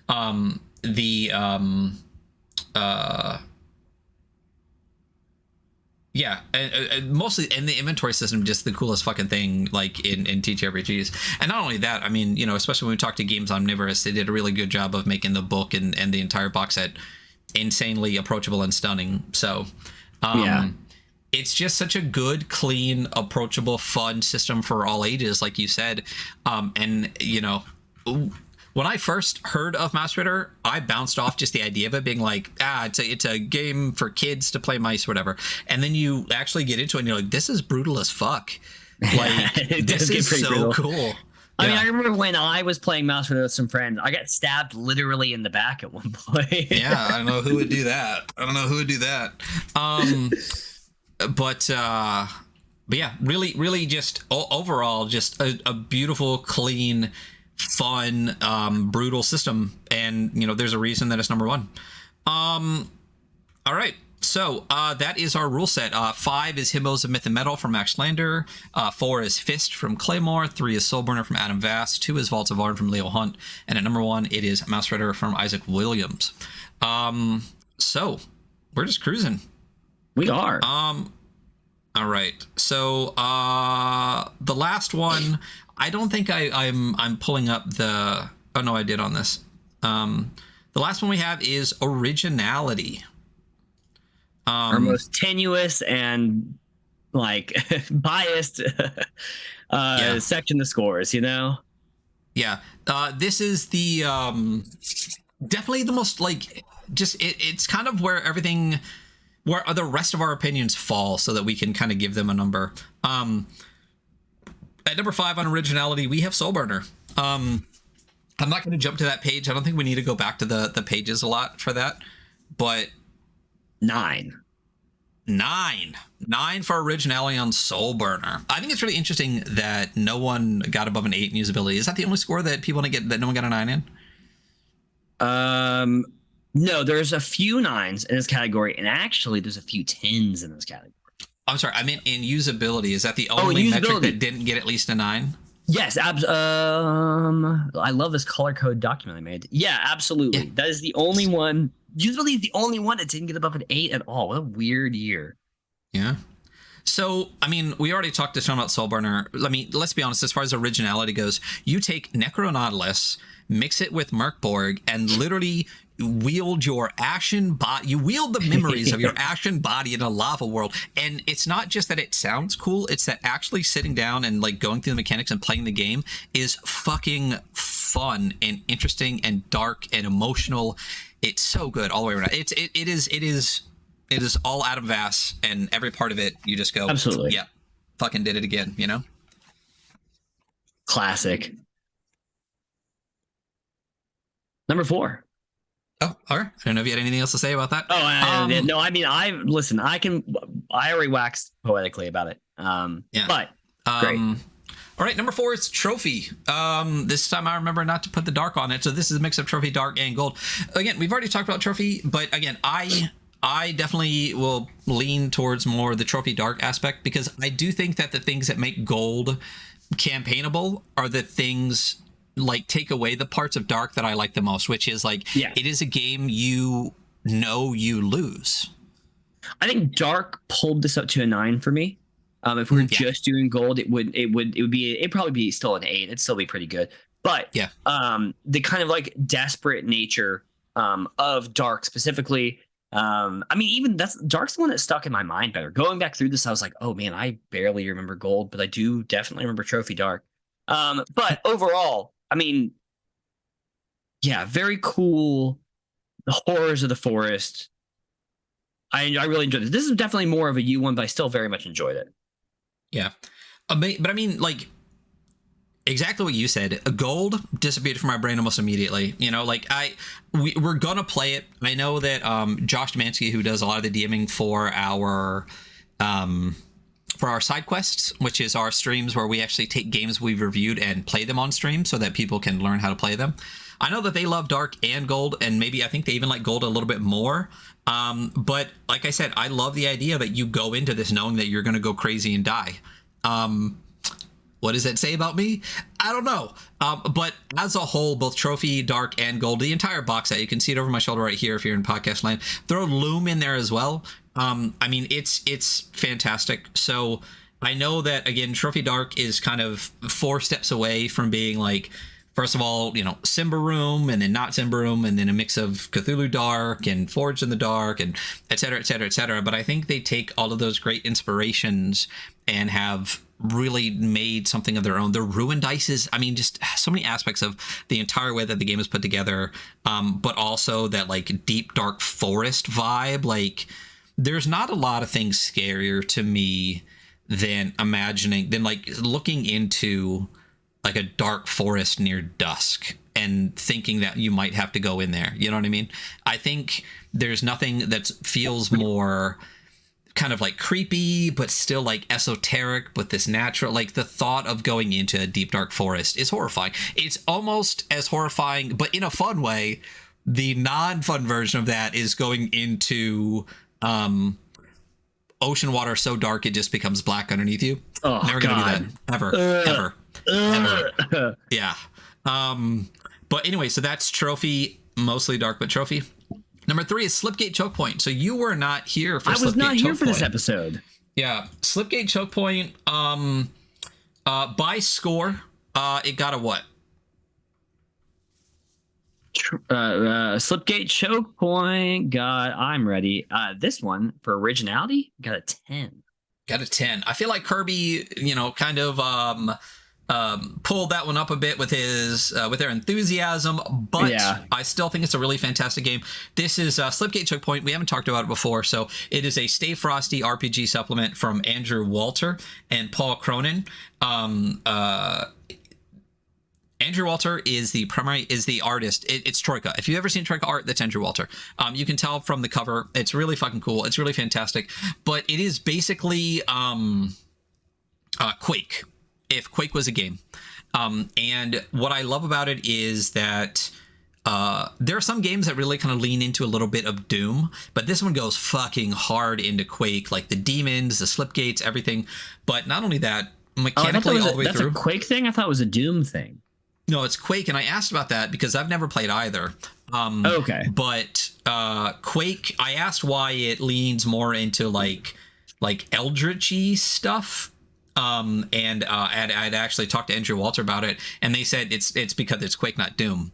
Doom is more like not that. Right. Oh yeah, it literally says it is claustrophobic levels of Quake's episode of the Elder World. So yeah, so it really leans into this kind of like eldritch horror aspect of it versus like demons and shit like that, or like the creatures and stuff. So it's, first of all, the system's really fantastic. Stay Frosty is a great light game, and this really takes it to another level. But not only that, the action traits all the way through are really cool. Like you can literally chain together like 10 kills in a very thematic way. The way that they use like loot boxes in the system is really fucking fantastic as well. And the way that they really kind of like turn a video game feel into a TTRPG, they do it so fucking perfectly that, as far as originality goes, it's a really fun, cool system that lets you do fun, cool stuff in a way that still feels like you're playing a tabletop game. But all the rest of the stuff too, including the art, including the layout, the vibes, every aspect of it. There's a reason it got like a 9 or a 10. It's a 10 on our board. But it's just, if this was a zine for vibes, again, this would be a hard fucking 10, and there's, originality is kind of that for books. So really, really cool. If you want a video gamey feel, and you want to fight like eldritch beasts after going through like a slip gate into their world and stuff like that, this is the fucking game to play. And it's a game that I can't wait to get to the table. I've wanted to play it a lot sooner, but we'll definitely be playing it in 2024. It's tactical, fun, narrative, murder, eldritch shit. I definitely had like a personal arc with tabletop RPGs where at some point, like I was like, please no video game this at all. And now I'm like, no, I appreciate things for what they are. And like I think part of it was also I was coming off 5e, which is already a little superhero-ish. And I just needed more grit to my life. But now I'm at the point where I'm like, sometimes I do love playing like a very video gaming experience. And like, that's cool, If you're like playing Planet Fist and you keep respawning, I'm like, oh, I love that. That's so ridiculous. Yeah. Well, and this one is very different, I would say, than Planet Fist because it's not a war game. Like you can die, but the fun video gaming aspects of it are the way that they really incorporate like ammo types, loot boxes, like your action chain where you can just go from kill to kill to kill to kill. Like it doesn't feel like a war game at all. It still feels like you're playing a TTRPG, and that if you die, you will fucking die. But anyway, and then number 2, we have Hell Knight. I mean, we talked about it a bunch. Yeah. Not just artistically, because the thing is entirely hand fucking made, but it's an 80s Doom biker TTRPG. And it's cool. Like your like whole like demonic thing and the bike you ride, it ended up being so unbelievably cool. I really enjoyed that, and that's another one that I'm like, man, we should run that at some point. Well, yeah, there's like 4 or 5 that are going to be right at the top of our list. Yeah. We definitely want to up that. We'll talk about it on our resolution podcast resolutions for 2024 at the end here. And number 1 is Hieronymus. I mean, what? Tell us why Hieronymus got number 1 on originality. I mean, I think other than the fact that, like, I think the most obvious fact is that it uses like Hieronymus Bosch's paintings, lays a hex over them, and has you interpret what each hex is. And it starts out really well with like there's a lot of hexes laid out in a. It tells you exactly what is in each hex, and then lays out several that don't, and leaves it up to your interpretation. I think the player classes, which I should have pulled up in front of me. My coffee is in the way. It's Hieronymus. Guys, so many tabs open. What's wrong with me? The idea that you are these like archetypes that are representative of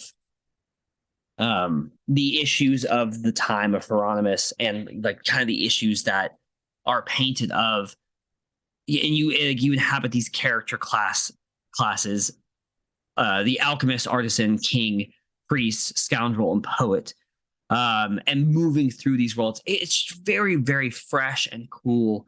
I really enjoyed going through this, and I enjoyed it overall as its own game. Yeah, I completely agree with all of that.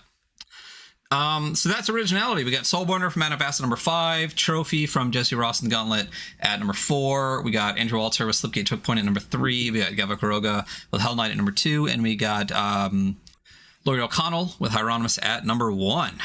And then our last before we hit the zines, we have Value.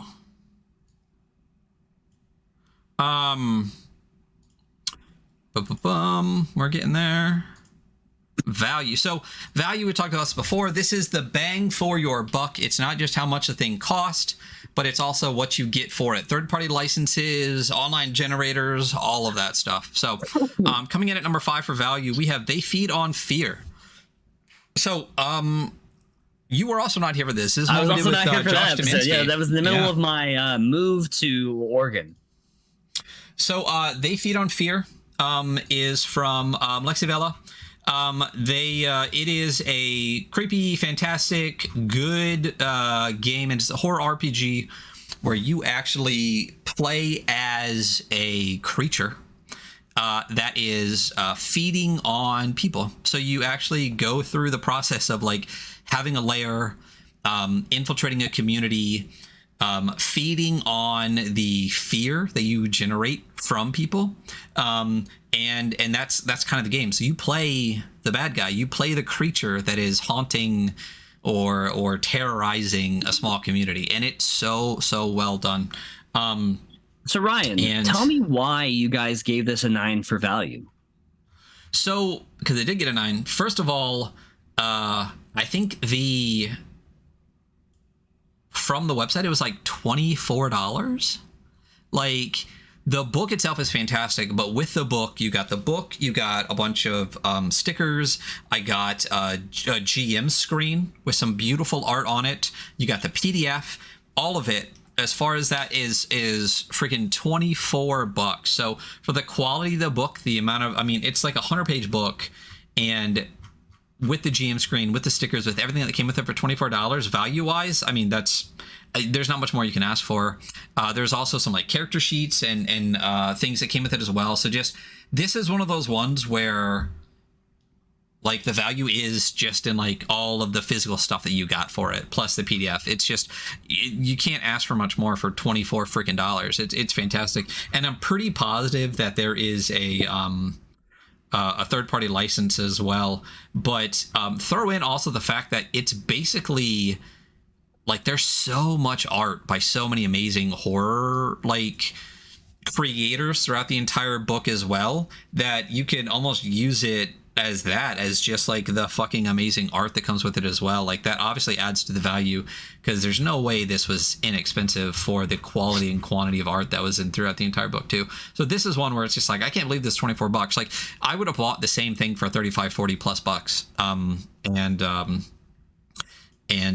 been happy with it. So it was pretty inexpensive. And that's why it got a 5. Fantastic. Number 4 is Trophy. What did Trophy get for score?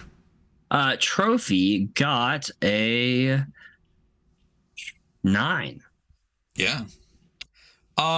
Value wise, I mean, it's a relatively inexpensive book. The book itself is insanely stunning. I'm talking, it's got, like, the edge of it is cloth bound, but not all cloth bound, which I love because I can actually touch it without my oils getting all over it. It's got bookmarks.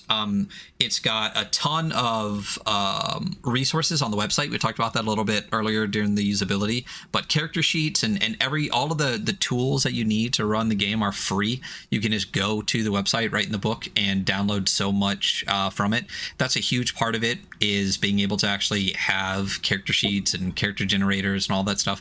I mean, that's a huge part of it. I mean, the book is gorgeous, it's not too expensive, and there's a ton of stuff on the website for resources, and that's pretty much it. Amazing. Dead Halt. I had to convince you of this one. So this is again, you can buy it from the itch page digitally. You can order a print copy, but it's about what you think for a zine. But if you go to zonware.net, which is a very interesting website, it looks like an old, it almost looks like one of those old Angel Fire websites, you know, where you just like kind of drop GIFs and stuff on it or whatever. But if you dig around in there, because there's actually a lot of secret stuff on it too, like hidden bits and pieces. But if you go to the resource section on there, everything you possibly want from Dead Halt, like they have like gachapon machines in it. Is that what they're called? Gachapon? Is it gachapon? Is that what they're called? You know what I'm talking about? No, I don't know. I have any idea what you're talking about. It's mostly like Japan and stuff. You stick money in and it gives you a ball. You pop the ball open and you have like a little squirrel or something. You know what I mean? Ah, okay, gotcha.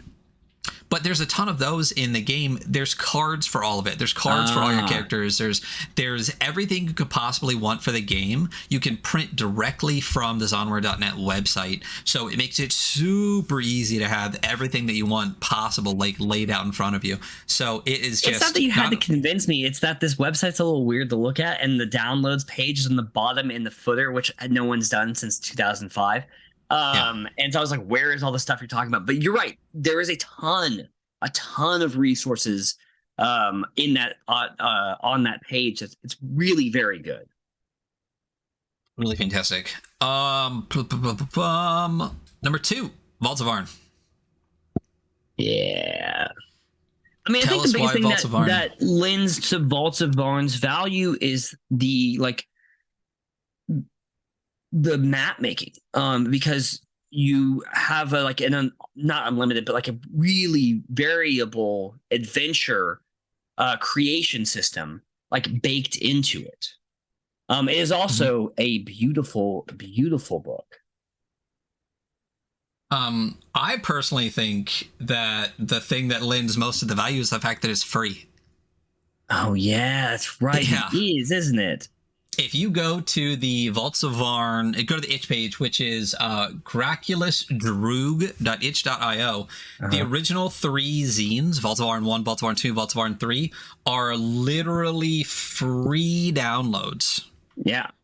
Every aspect of the game you can get fucking digitally for free right now. I mean, obviously, if you have money, give them money, you know? Yeah. I also think that like there's so much other stuff for Vaults of Arn. There's so many like third-party adventures.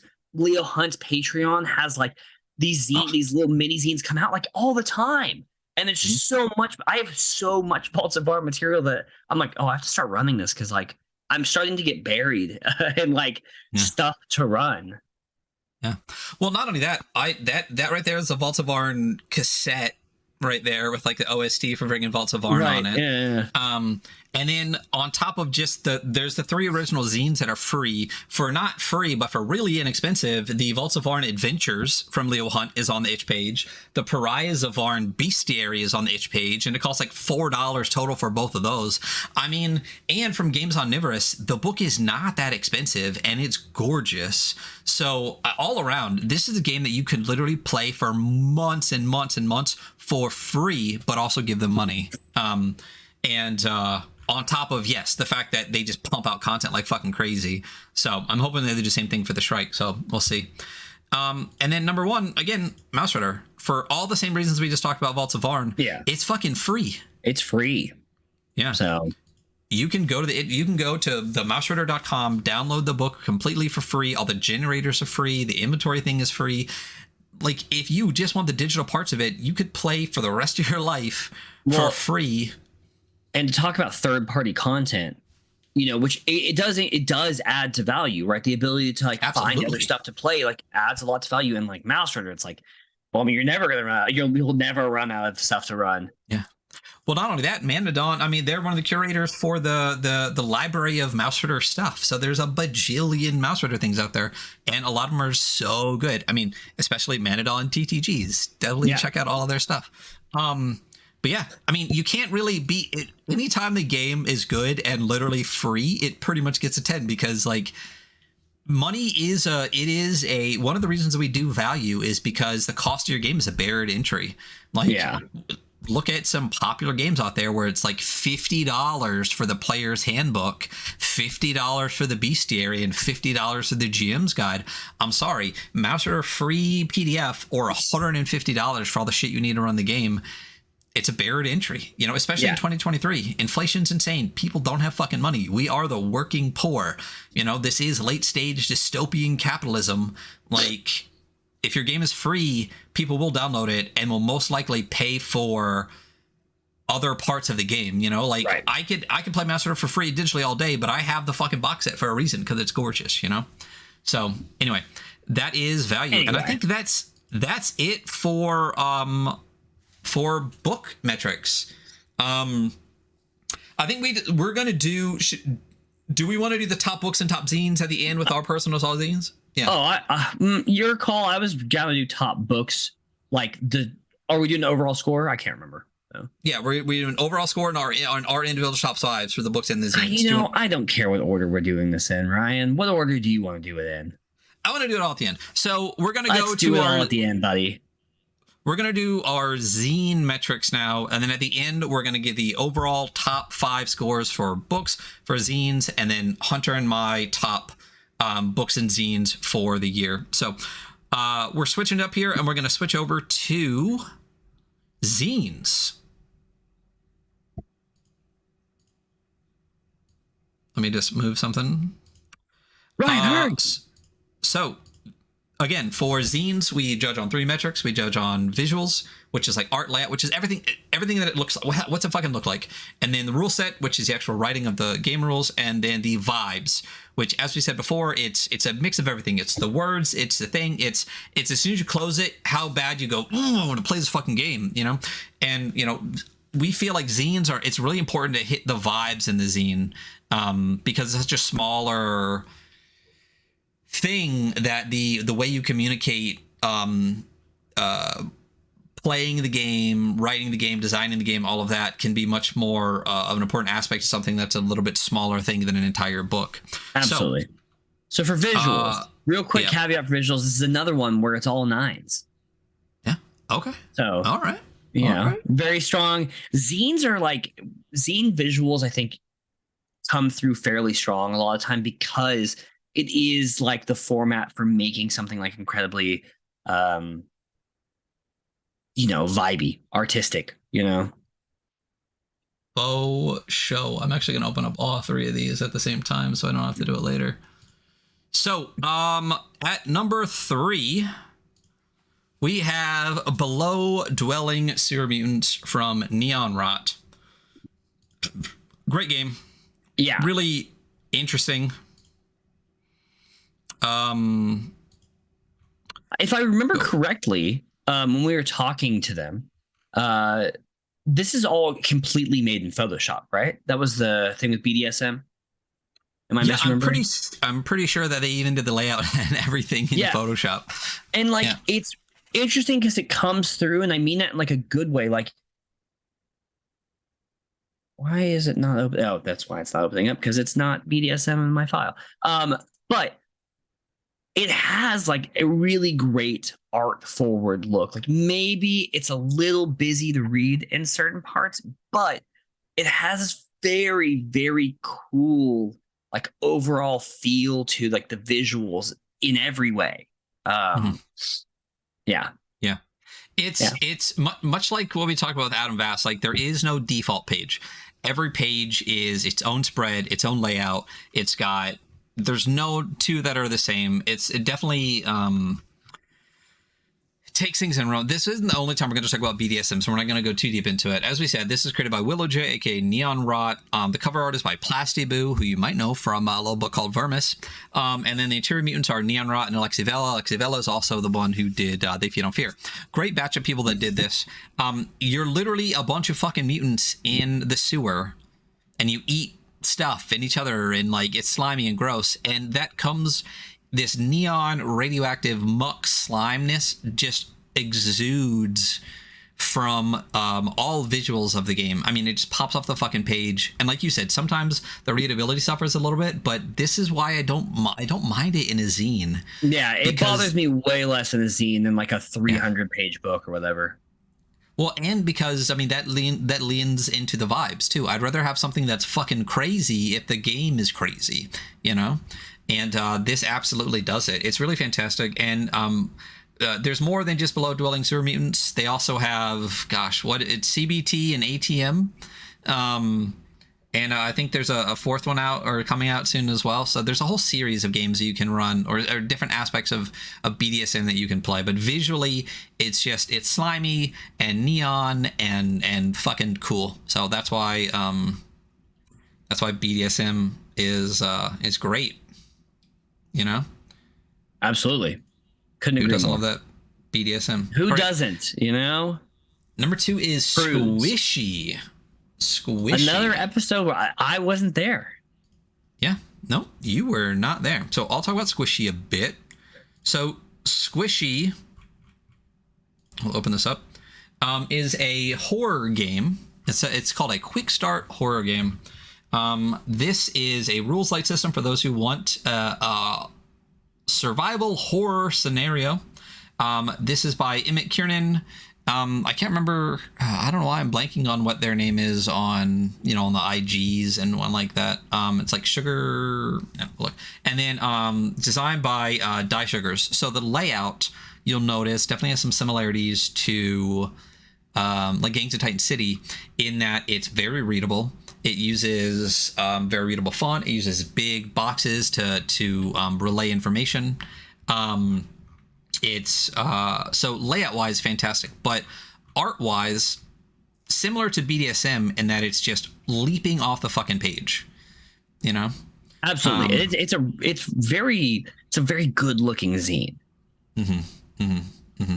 Yeah, the artist is Mike Wasion, Wasion. My goodness, it definitely has this kind of like what it's almost like Garbage Pail Kids if they're like fucking like demons and falling apart and shit. Like they're what are the Garbage Pail Kids? Did I say it wrong? Is it not the Garbage Pail Kids? What is that? Is that just not a thing? I think I don't know about. Maybe it's like that's definitely like cards a thing. Of like that's kids. Definitely You've never seen Garbage Pail Kids? Kids? Nope.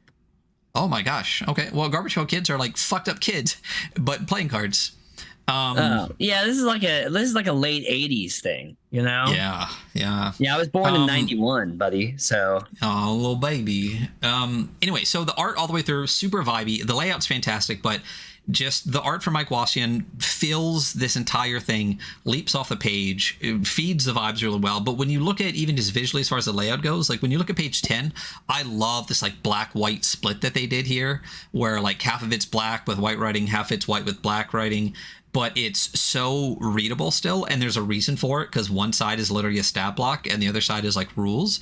So it's a really good way to visually break it up. So the layout from Die is really, really fantastic the whole way through, super readable, parses the information really well. But the art, the color, everything just oozes out of this. It's fucking disgusting, and it's supposed to be really, really fucking cool. Reminds me of BDSM if just more of a horror aspect to it. Love it, love the cover, and this is one of my favorite pieces of art, honestly, all year from all the books we did. It's on page 6, just this full page, gross, so fucking gross. Disgusting, fucking it's green so ass good. Teeth and shit. Yeah, it's really, really fantastic. But anyway, so that's why visually, Squishy, again, artistically, visually, layout wise, it tells you exactly what it is immediately, and it's really, really cool. And then what did Squishy? We already said they all got 9s, right? Yes. Okay. And then at number 1 we got Cyst. We had Cyst, a classic. Mm. So I think when we did Cyst as like a collection as well, right? We were ranking all of, like, not all of them, but like Cyst and Lords of Biokeep, I think were the ones we kind of put together because Lords of Biokeep has the rules in it, right? So yeah, I think what we decided is that, like, I mean, Cyst as a style and a collection is what we did, but if we were going to just do one, we would have done Lords of Biokeep, so we kind of rated it as if it was like Lords of Biokeep. But I mean, like vibe wise, like everything all the way through is pretty much stylistically similar. Yes. Yeah. I would say that, like, I think visually, I do think that the Lords of Biokeep updated version is by far the superior, like, Cyst product, I guess, zine. So that was the one that I kind of was thinking we were going through the rankings, and then we kind of talked about also, like, in the episode. So that's the one I would want thrown up there on the screen, because I think that one really speaks to, like, what it's the kind of, like, high point of the Cyst design by Jamzilla. Boom, there we go. All right, Lords of Biokeep. So, as you were saying, Lords of Biokeep is kind of one of the longer adventures written for it, if you're going to do a quote unquote campaign. But the good thing about Cyst is that the rule set is like, it's like 3 things. It's like basically fucking nothing. Super light, super light. But so they actually, if again, we did kind of a Cyst episode because we wanted to talk about all of Cyst, but kind of rated it as if we were rating Lords of Biokeep, because that's what I would pick because the rules are in it. Yeah. Yeah. So, I mean, here, literally, there's the whole first 2 pages, like how to play and then the champions, and then that's pretty much the game right there. But my gosh, look at these spreads. I love this. I think it's so fantastic. Visually, it looks so good, and it really lets you know by the visuals thematically what this feels like. And I love this. Also, you know me, I'll always say it, I'm a minimalist little guy, you know? Yep. System wise, fantastic, but visually, the collage style, fantastic. Yeah. I love the font that they chose and the bright, like the pink popping off this kind of like muted background. But the other thing that I really love about Lords of Biokeep too is something that's important, that when we talk about games, you realize a lot happens. So each different kind of like section in the book is a bit different. So at the top you have this like pink, right, the dying lords of pus, all that kind of stuff. But then as soon as you actually hit down into the deep bowels of the earth, everything becomes this like bright green. There's like a green overlay to a lot of it and stuff like that too. So there's like a mix of vibes throughout as you kind of go through this, and they do that in some of the other zines as well. But yeah, just, I mean, visually, one of the things we talked about too is how a lot of the zines are actually physically put together and then scanned in, which kind of like in a Hell Knight kind of way, but even more like collage style. Just fucking cool. I mean, super visually intriguing, interesting, different than anything else, and definitely really fantastic. So that is all of the visuals. That is BDSM from Neon Rot at number 3, Squishy from I'm pretty sure the name is like Sugarhead on Instagram, but I'm gonna make sure I have their real name, written by Emmett Kiernan, at number 2, and Cyst from Gemzilla at number 1. Surgery Head. I'm sorry. I apologize. Surgery Head, which makes more sense when you look at their content. So that is the visuals. Next, we are talking about the rules. So once again, our subjective opinions. You know? Now these are facts. Yeah, hard facts, bro. So let me get back into here, make sure I have all of the rule set here. So coming in at number 3, we have Liminal Horror from Goblin Archives, now paired with Josh Demansky of Vaulted Pyramid. My goodness, Liminal Horror. Great zine that is almost a game. We gave this one an 8.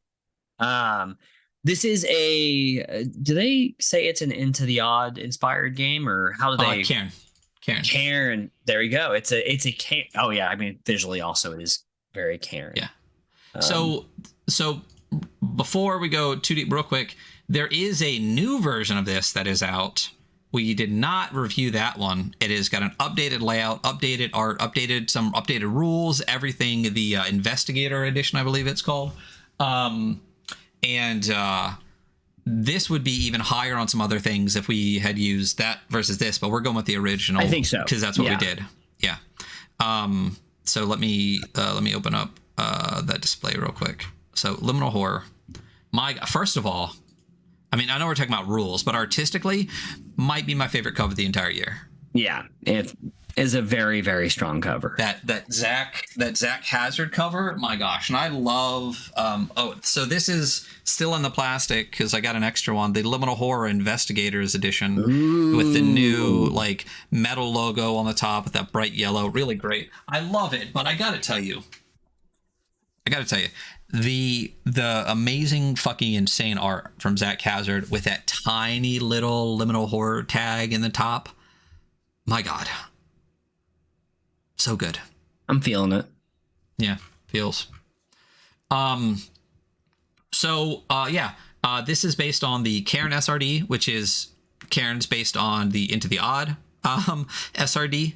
So it's definitely a second generation Into the Odd game, you can tell. But you can tell it's Cairn too because the original layout of the game pretty much just takes Yohai Gall's Cairn layout directly. Again.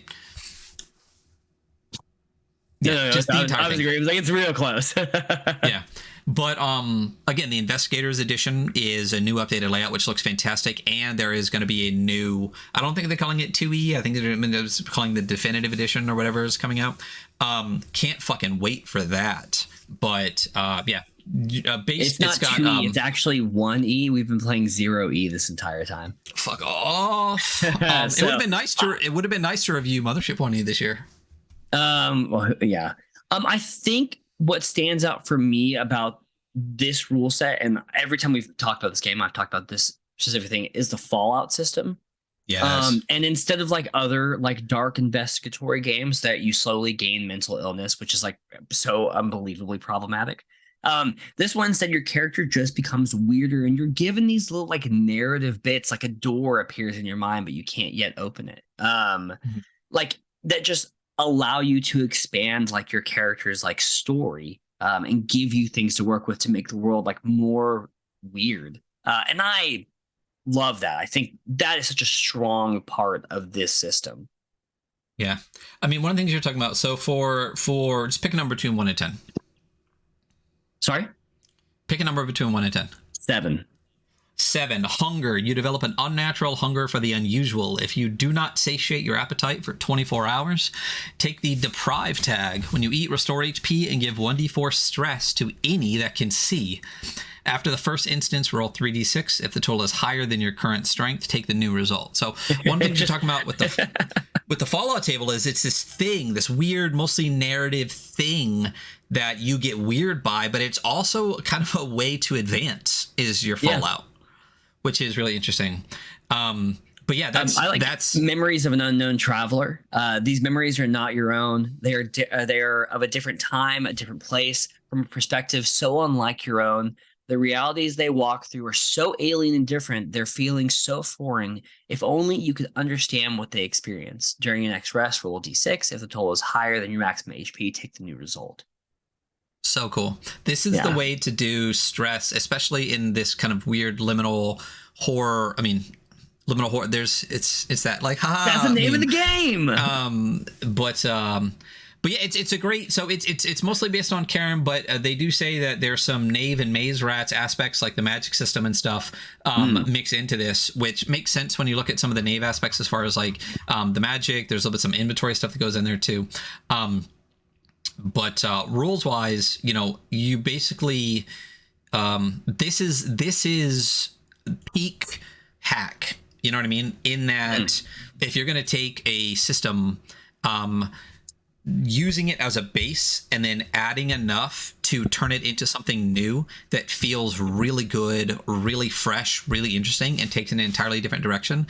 This is peak that. Like, there isn't a better Karen hack than this that exists. You know what I mean? But I do think it's interesting that when you add in that little bit of Knave and that little bit of Maze Rat, and that it's based on Care, not Into the Odd, how much different than Into the Odd this feels. Yeah. You know, even though it's technically like the grandchild. Yeah. Yeah. It is. They're related for sure, but it does feel different. Yeah. So that's our number 3. That's Liminal Horror. What did we give Liminal Horror? An 8. An 8 for Liminal Horror. All right. At number 2, we got 9 Lives to Valhalla. What did we get? What did we get bullied into giving 9 Lives to Valhalla? I bullied you into giving it a 9. You and the whole fucking chat bullied. God, it's such a good game. It is. You know, I think it deserved it in a very in a way that we'll talk about. So this is 9 Lives to Valhalla. This is from Gym Room Games. First of all, I mean, I know that we didn't talk about this visually, but I'm pretty sure if we did a top 5, this would have been number 4. I'm pretty positive, because visually, you know, go watch our episode, but we have it up on the screen now. It's gorgeous. The texture in the background, the Viking cat designs all the way through, the halftone in the colors. I mean, it's such a strikingly beautiful zine. But rules wise, there's pretty much just one fucking rule. There's just one rule, and I mean, there's a little bit more in that, like there's character creation and stuff like that. Right. There are character abilities. There's like little things like that, but you only, anytime that you roll, something dies. Oh my God. Like, listen, this is like, personally, in my opinion, very peak the art of minimalism. You know, like the art is incredibly minimalist. The rules are incredibly minimalist, and it does so much with just that. And I enjoy when a scope is so limited that it is allowed to do the thing it does well. And this does it well. Yeah. I mean, I completely agree. I mean, rules wise, all the way through, I know we didn't touch it as much on Liminal Horror as far as the rules goes, but I mean, people know Karen, people know Liminal Horror. Right. 9 Lives Valhalla is a little bit different. Basically, you are death metal Viking cats that are being led by death to your glorious death, and you can die 9 times before you die, before you get to Valhalla. So you literally have 9 lives to Valhalla. I think it's such a great way to play a light, brutal game where you're gonna die. Like, I'm not a cat person, but like the fact that the ingenuity that went into, well, people are going to die a bunch. How do we create a mechanic in which they can die a bunch and still play, and then go, wait, cats have 9 lives. Let's make Viking death metal cats. So fucking smart. Like the depth. I think one of the things you said, like the peak of minimalism, is that maybe a lot of the aspects are minimal, but the thought that went into it and the thoughts that come out of it are fucking massive. You know what I mean? Absolutely. Like, when you really think about like how much it took to get to how small this is, like, it just blows my mind. So basically, you're definitely. Sorry, go ahead. No, go for it, because I was going to go off for a while. I was just going to say, like, I understand when people want to play a game that is able to do very many things. But like, personally, I would much rather play a game that has a thing that it does, and it does it incredibly well.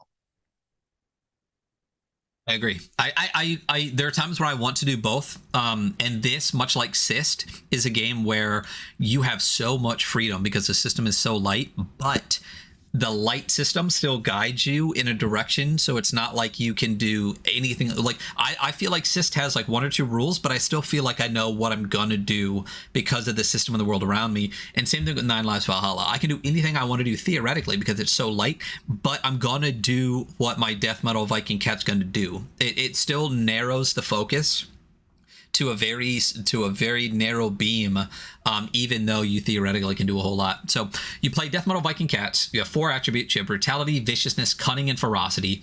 Each attribute has a different die associated with it. So you have multiple die, and you might do like a D4 for brutality, D6 for viciousness, D8 for cunning, D10 for ferocity, something like that. And when you roll 2 stats together. But as we said, pretty much the only thing that you roll for is anytime you roll, something has to die. So whatever situation comes up, you either aren't rolling at all or something dies. And the crazy thing is you can even kill death. Like if you choose to, you can battle death and you'll roll against death. And if you kill death, you then become death. And like in person, how that works is the person that was playing Cat C or whatever, now becomes death, and the person who was death now rolls a cat and keeps going.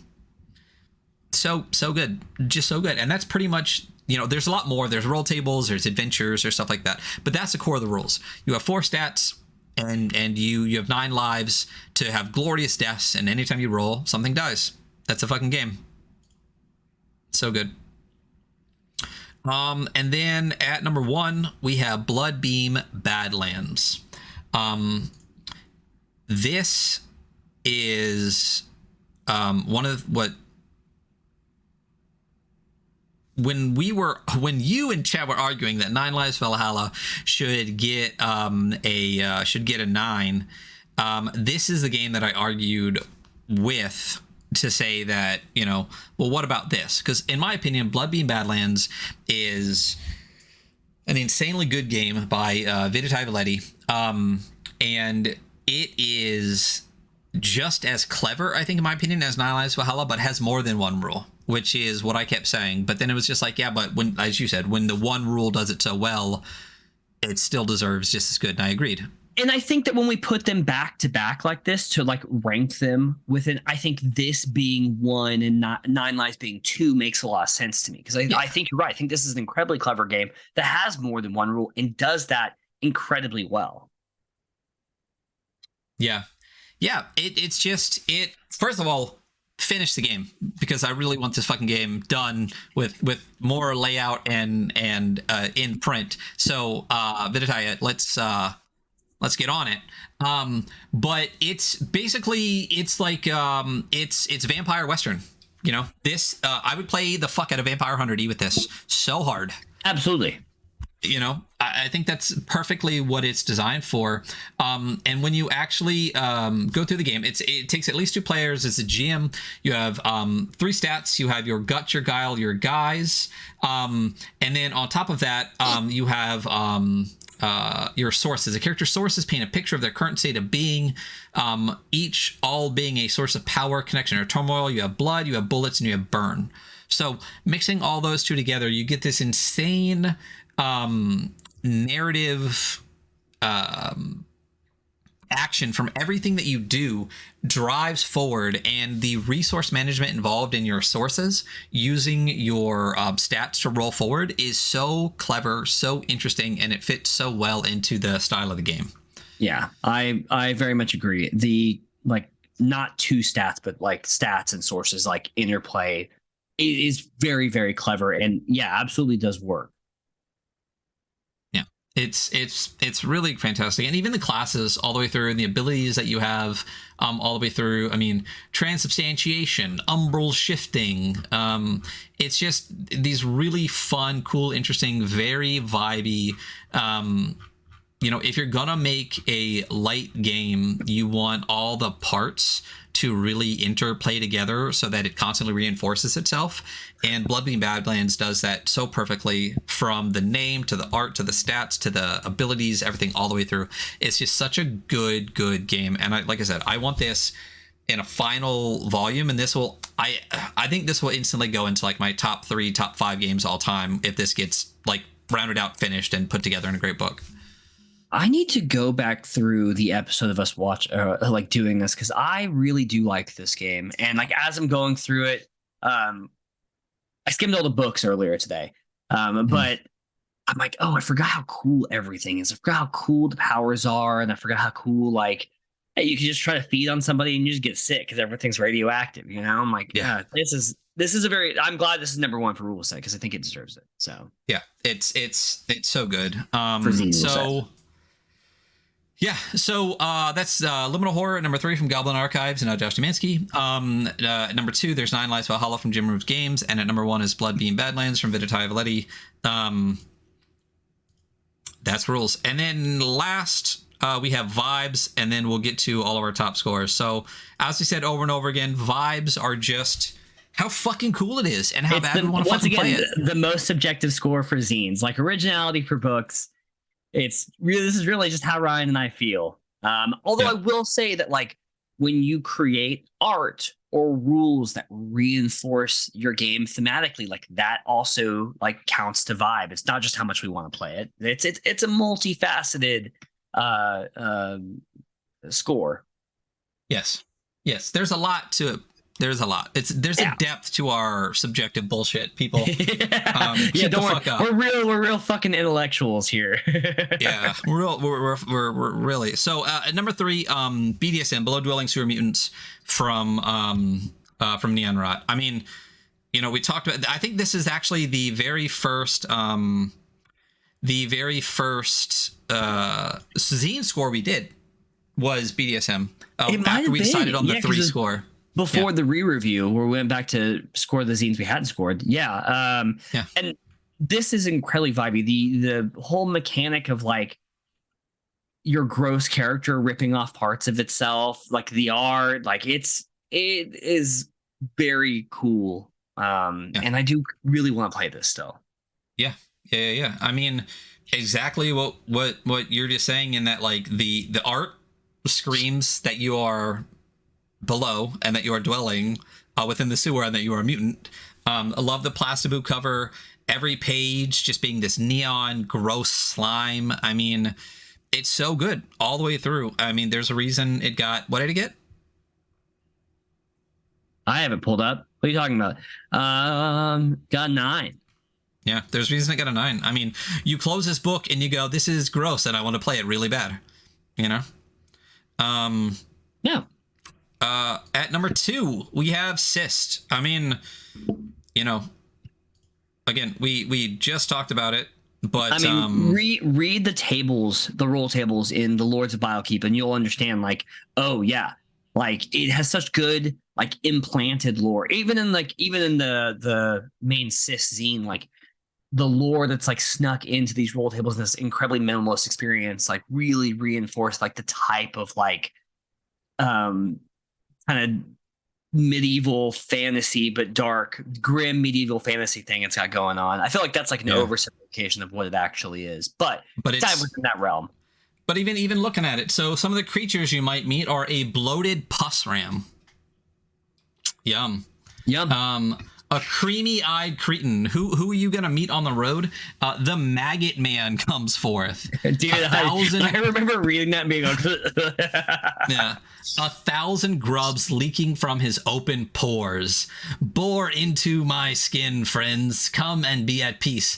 I am but a vessel for your many eggs. The Maggot Man cometh. I mean, God, come on. I hate that so much. It's so good. It's so good. I mean, and vibes really wise, fantastic. Just artistically all the way through, not just the tables, but like the visuals are so fucking gorgeous. Gemzilla just kills it every fucking time. Can't wait for more other stuff. And then at number 1, 9 Lives Valhalla. What did that one get? A 10. A 10 on vibes. What did we give Cyst? Huh? What did we give Cyst? A 9. A 9, and 9 Lives Valhalla got a 10. Yeah. I mean, I think a big part of that is outside. I know with System with, I'm going to try to stop yelling in 2024. That's one thing that I'm going to do. My mic knows how to mic. It can pick up my voice. This goes beyond visually, because I know with BDSM and with Cyst, a lot of BDSM, we talked a lot about the visuals. The game is great too, but the visuals really make it pop. Cyst, the rules are super light, so it really the roll tables and the art that really make it pop. With 9 Lives Valhalla, it's a little bit of everything. We didn't go through the roll tables a ton in the other one. The roll tables are fantastic. The art is insane, and I've never wanted anything to do with cats ever, but I want to play a death metal Viking cat on my sixth life. The blessings death. and gifts you can get too, especially as you like die more and you get more blessings. I think it works incredibly well. And yeah, my stoke is high for this. Yeah. It's one of those things again. Like you theoretically, you could just like you don't have to be a cat. You can be whatever the fuck you want. But like, why the fuck not just be a cat? But like visually, fucking amazing. As we said, the rule set, the peak of minimalism, and wanting to sit as soon as you flip the back folder, I just like reach for the fucking adventure book because I just want to play it so bad. So fucking there's a reason it got what it got. Good job, Gym Room Games. That's it for all of our metrics. Go away. So next we are getting into the overalls. Do you want to do the books overall and then our books and then zines overall and then our zines? Yeah. Okay. So top overall scores. Coming in at number 5. And this is for all 5 metros together, all added up, everything. We have Black Sword Hack with a score of 40. Really fantastic game. I mean, some of my favorite character creation rules of the year. Actually, it might be up there with Varn for character creation rules. I really enjoyed this, and my group had a really good time playing. We played the adventure in the book, like Keep of the Blood God or whatever, and it was fun. It was a blast. Yeah, it's interesting because this is a black hack, and it is the reason I think that, I mean, we keep doing the origins of games that are hacked to pieces and being disappointed with the origin. I think my problem with Black Hack 2E is that it's a system that they tried to make a game, right? But it's better as a system, and they really take the Black Hack system and Black Sword Hack and make a fantastic game with what is a fantastic system that far exceeds, Black Hack 2E. This is peak sword and sorcery. If you finish reading some fucking Michael Moorcock and want to play a game, pick up Black Sword Hack. You know what I mean? I mean, it's fucking fantastic. I do want to say we had talked previously before this, and I made the executive decision to chop off a bunch of games because we originally had 9 games and we were going to take the top 5 like scores, and there's a lot of games at 40 that didn't quite make the cut, and I didn't feel like adding those in. But I did want to mention other games that also did get a score of 40 were Hieronymus, Deadhalt, Himbos of Myth and Metal, and Slipgate Chokepoint. All 4 of those got a 40 as well, but I think you'll also agree Black Sword Hack out of those is... I think it's Black Sword Hack, and Himbos is like right below it. Yeah. I think Black Sword Hack, Himbos, Hieronymus, Deadhalt, Slipgate, really fantastic. So at number 4 overall is Mouse Ritter with the 41. Super well deserved. Yeah. What more can we say about Mouse Ritter? It's everything you want from a fucking game. I mean, if what's crazy is like I have people at work that don't know I do this shit because I don't want them to see me on the internet. But when I've mentioned maybe we should play like a tabletop game, the game of everything on my fucking shelf that I would have people play for their very first ttrpg, Mouse Ritter. It's not even close, realistically. Oh yeah. I think it is the perfect intro game that is not just for... That's the best thing about it. You can play with kids or 80-year-olds, and you can play with people that have never played a game or people that have been playing games for 30 years, and they're all going to love Mouse Ritter. Yeah, there's something about the rules, the themes, how they work together, that it is just fun. Like, it's just fun. Like, when we played it was a blast. And it's not... Like, I don't want to say like, oh, it's not that deep as a rule set, but it's just not that like expansive or like overdeveloped of a rule set, and it still just works so well within the themes.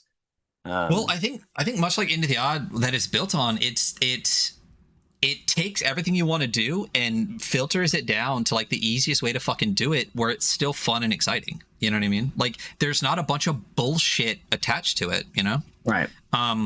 But you can still do everything that you want to do. And a lot of games really need to take that into account. If you don't need it, don't add it. And I think Mouse Trader does a really great job of that. Coming in at number 3, also with a 41, is Trophy. Again, we reviewed Trophy and Trophy Dark and Trophy Gold together. If we just did Trophy Dark, I actually think this might be a point or two up. I don't remember. I'd have to go watch our episode again.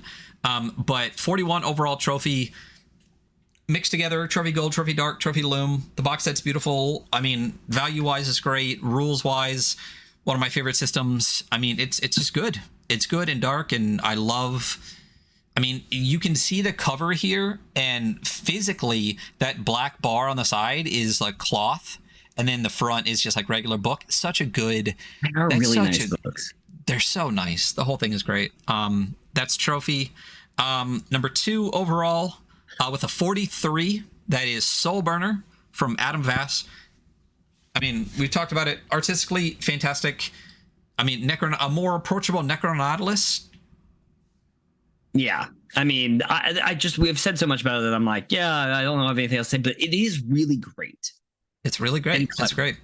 Like just enough of that like artsy narrative world champ stuff that we all just love. Yeah, so fucking good. And then number 1, top overall with a 43, is Hell Knight from Gabriel Quiroga. You know what's funny is it ended up being our top overall thing. And just to talk about it a bit, I know it took some convincing to get you to read it, because when we were at Warpland, there were just some aspects of the rules and stuff where we were just like, the game is put together cool, but like, you know, some of the wording and some of the stuff is just hard to even parse. Like, I know we both kind of bounced off the rule set and just moved on. And I don't know if Gabriel listened to that at all, or if they just like took that into account when they were making the new book, but they really simplified the exact same rule set into and communicated it better. And a rule set that we gave the lowest score we've ever given, I think, as far as rules go, the exact same rule set explained differently is the highest game of the fucking year. And it's actually this game has 2 10s. It has a 10 in art and layout, and it has a 10 in originality, which is crazy. We never it's so rare that we give 10s in art and layout. But I think this is well deserved. Such a hard 10 though. I mean, like it's not only does it look hard. So fucking hard. Not only does it look fantastic, to the point where it's like, here's the thing. I disagree with people saying that Merkborg is hard to read. I think that the first time I read it, I bounced off a little bit, but then when I read it again and realized how it's broken up, it's super legible. Johan does a really great job. There's never a time you can't read the words. It might be like sideways or something. I also don't think it's as illegible as other people do. But other people act like it's like, fucking, you can't read this. I'm like, no, it's just you're getting confused because some of the pages maybe look a little like busy, but the text is totally legible. Super, especially when you get to the adventure. Oh, yeah. Hell Knight is definitely, there's pages where you can't read it. Like I literally had to like highlight parts of it to read it. But even with that, there is a plain text version, and I don't give a shit because it looks so fucking cool. Like this is one of the coolest books on my shelf. If I just went by like just how fucking, where I just like how badass I would feel playing and just how cool it is visually and everything all the way through, Hell Knight is one of my favorite games on my shelf, hands down. Can't wait for more content. I also think that like it's nice that the Hell Knight like text only version it still looks fairly nice. Like it's like a typewriter on this kind of slightly crumpled paper. So it doesn't just look like, it's not just like a Google Doc black and white. It's got a different cover. Yeah, it looks really nice. Yeah, that's right. It has this black and white art cover that I don't think that art is in. Maybe that art is. So. No, it's not. I think it's its own. Yeah. Very cool. I think we did say I would recommend releasing one that doesn't have that parchment background so people could print it, but you, Hell Knight, Game of the Year, really, it fucking killed it. So overall, top overall scores for the year, Black Sword Hack at number 40, Mouse Ritter, Black Sword Hack at number 5 with a 40. Mouse Ritter at number 4 with a 41. 40, it's like, holy shit, Ryan, stop. We didn't even do 40 games. Trophy at number 3 with a 41. Soul Burner at number 2 with a 43. And Hell Knight at number 1 with a 43. Those are top overall based on our bullshit subjective scores. Make and with listen, it what you will. Might say that some of those are ties. And to that, I'd say, fuck you. Yeah, I mean they are ties, but we put them like 41A, 41B. You know. Listen, yeah, we appreciate very good. we act like people like give us shit all the time. It's all a joke, people. No one actually comments on our shit ever. So except that one guy that argued about. Oh God, I don't remember. It doesn't matter though. Robert Howard, the Conan thing. Oh yeah, because he's a racist. But not the guy, the Robert Howard. But anyway, so this is our top overall scores for books.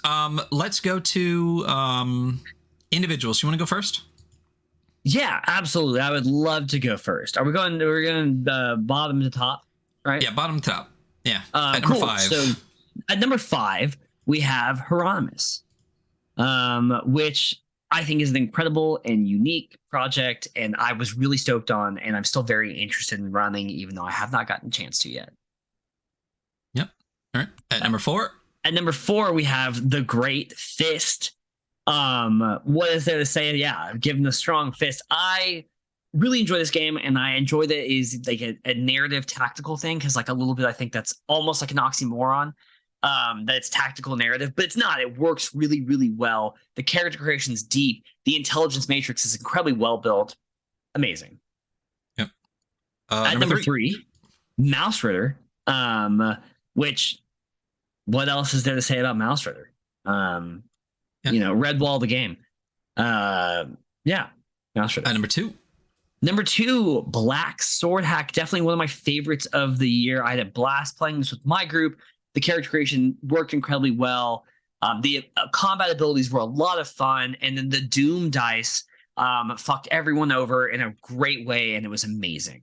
And I told them, I was like, hey, make sure you understand how Doom dice work. Because if you don't, they'll fuck you over. And immediately one of my player characters burned it. And I was like, well, now everything's at disadvantage. She's like, oh, I'm like, it's the only rule I said to learn. And number 1. Shocking no one is Vaults of Varn. This is the game for me. So yeah, that's you.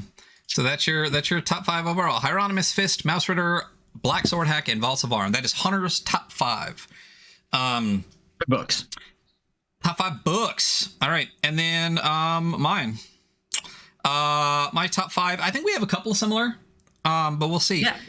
At number 5 for me is Mouse Ritter. We've said everything we need to say. It's a great fucking game. I love it. I would play this all the time. Like it would be my default game for a lot of things, and definitely my default game for teaching people what an awesome ttrpg should be. Number 4 for me is Fist. As you said, this is peak what I consider the bits of the PBTA system that I like and want to run, and the paranormal Cold War aspect of it is such a cool vibe. It's also kind of like anti-lore. You get just a tiny smidge and you're supposed to run with it. The art even from Claymore is great, and everything that they put out with it, including the rations, pamphlets, and everything are fucking amazing. Fist is a great game. And there's a caveat too, Planet Fist is fucking genius too. Absolutely. At number 3, Black Sword Hack. All the same reasons that you said. This is peak sword and sorcery for me. The art is fantastic. The layout is fantastic. The rule set is fantastic. I mean, so much of it. We didn't even get into the anti-canon aspects of it, where the last like third of the entire book is literally how to build your own fucking world and all the adventures that go in it. And the appendices in that good are really they're fun to like just honestly kind of scan and look through, and some of the best appendices in any book we looked at all year, especially as far as world building. Between this and like Vault of Varn, like the worlds you could build, insane. I'm really interested in how Kobayashi feels about this one, because like Flayo is very similar to Black Sword Hack, but they are definitely different. And I wonder if this Black Sword Hack is like the crystallization of like what they're going for, like with Flayo, you know? I mean, I wouldn't be surprised if that's what it is. Yeah, I mean it does. I mean, other people have commented on those two together, and I wouldn't be surprised if this is kind of like the Flayo more of the game, because Flayo doesn't really have a world; it's more of a system too. So I mean, it kind of does. They share a lot of DNA. Yeah, yeah. If they're not, if this isn't the child, it's definitely the brother. You know. Yeah. And number 2 for me is Hell Knight. We said it, cool, in my opinion, like coolest game of the year. I want to play a doom metal fucking Viking, or a doom metal 80s, you know, blaring Black Sabbath, capturing demons and shit. I want to play it. I want to play it bad. And at number 1 for me is Trophy Dark. There's a reason I got my trophy shirt on. It's everything about and I'm specifically saying Trophy Dark, not Trophy for me on this one. Trophy Gold, fine, we'll get to it. I'll once I play it, I'll change. I'll you know, decide what my opinion is. But Trophy Dark, everything about it, the vibes, the art, the system. I love the ruin. I love knowing that I'm gonna go insane and die. You know, just like real life. So it's just everything about it speaks to what I want from a game, specifically for me. Can you think of a game that's more of a me game? No, this was the you game of the year, I think. Yeah. So for me, my top 5: Mouse Ritter at number 5, Fist at number 4, Black Sword Hack at number 3, Hell Knight at number 2, and Trophy Dark at number 1. Those are my top 5 and your top 5. And then our zine overall. We're just gonna do the top 3. 3s for zines, 5s for books. Coming in at number 3, we have Cyst at a 25. Yeah. Yeah. I mean, we've said everything. Super light system, insane vibes. It's funny as we've gotten deeper into this, like, year in review episode. Like, we've already said everything that we can say about a lot of these things. So it's like we're just telling about where they are in our personal scale. Yeah. BDSM at 26. I mean, again, clean system, great vibes, visually amazing, everything you want from a zine. Like, this is peak zines to me. Yeah, I really, really agree with this one. I think personally I might have underappreciated BDSM at a certain point, but like, it is very good. Yeah.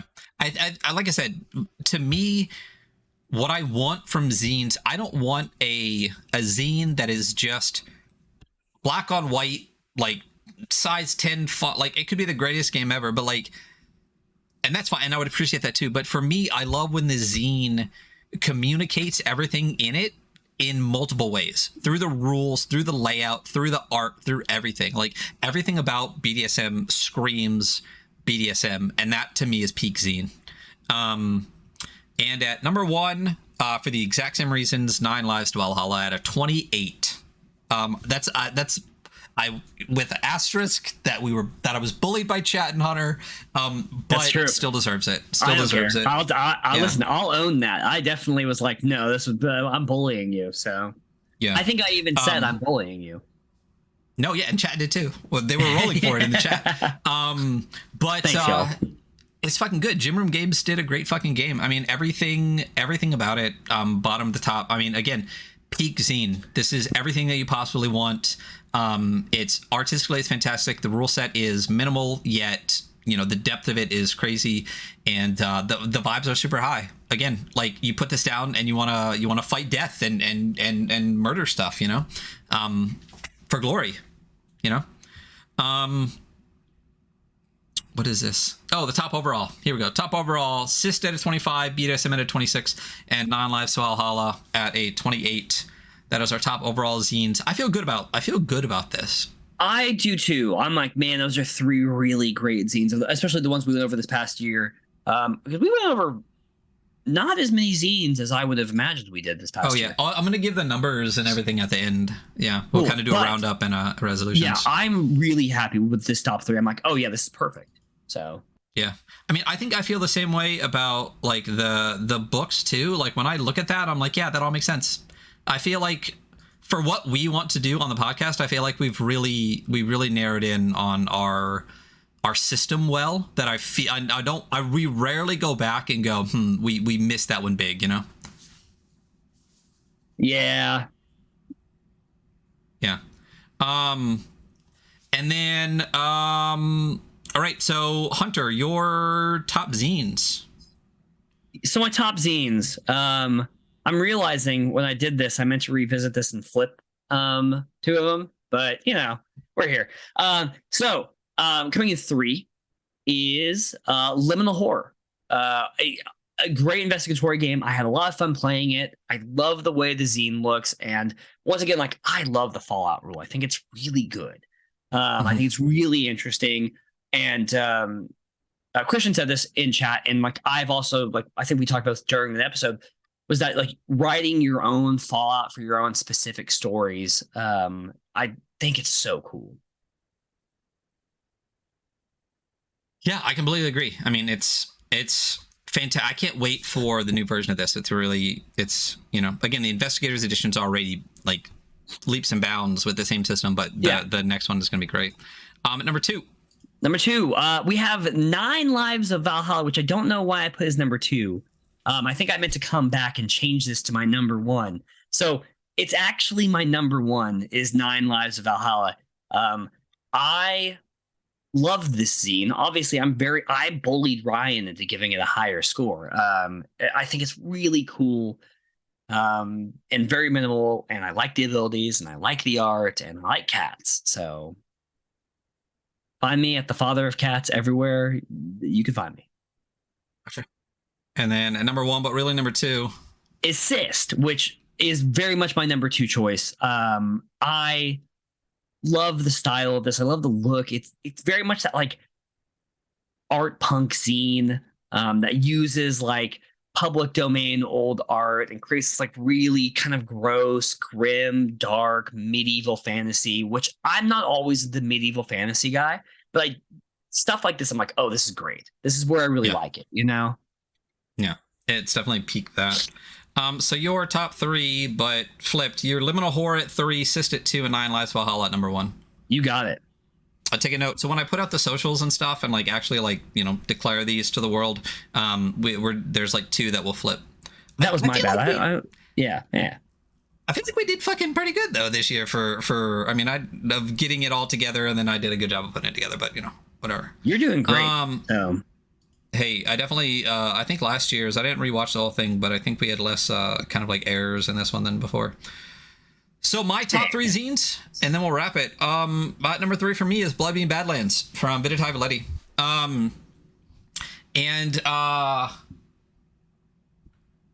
Yeah, that's what I'm gonna say for that. I had a couple like honorable mention ones, but like it's great. I love this. Honestly, if this was finished and printed and we could physically hold it in our hands, this would have been my number 1.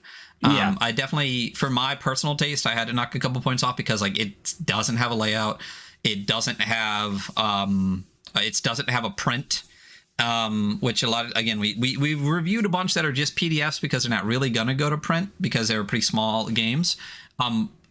They could. We'll see. But I love this system. I love the vibes. I love it. I think it's so clever. It's so interesting. It's the way that I want to play games. So yeah, number 3 for me is Bloodbeam Badlands.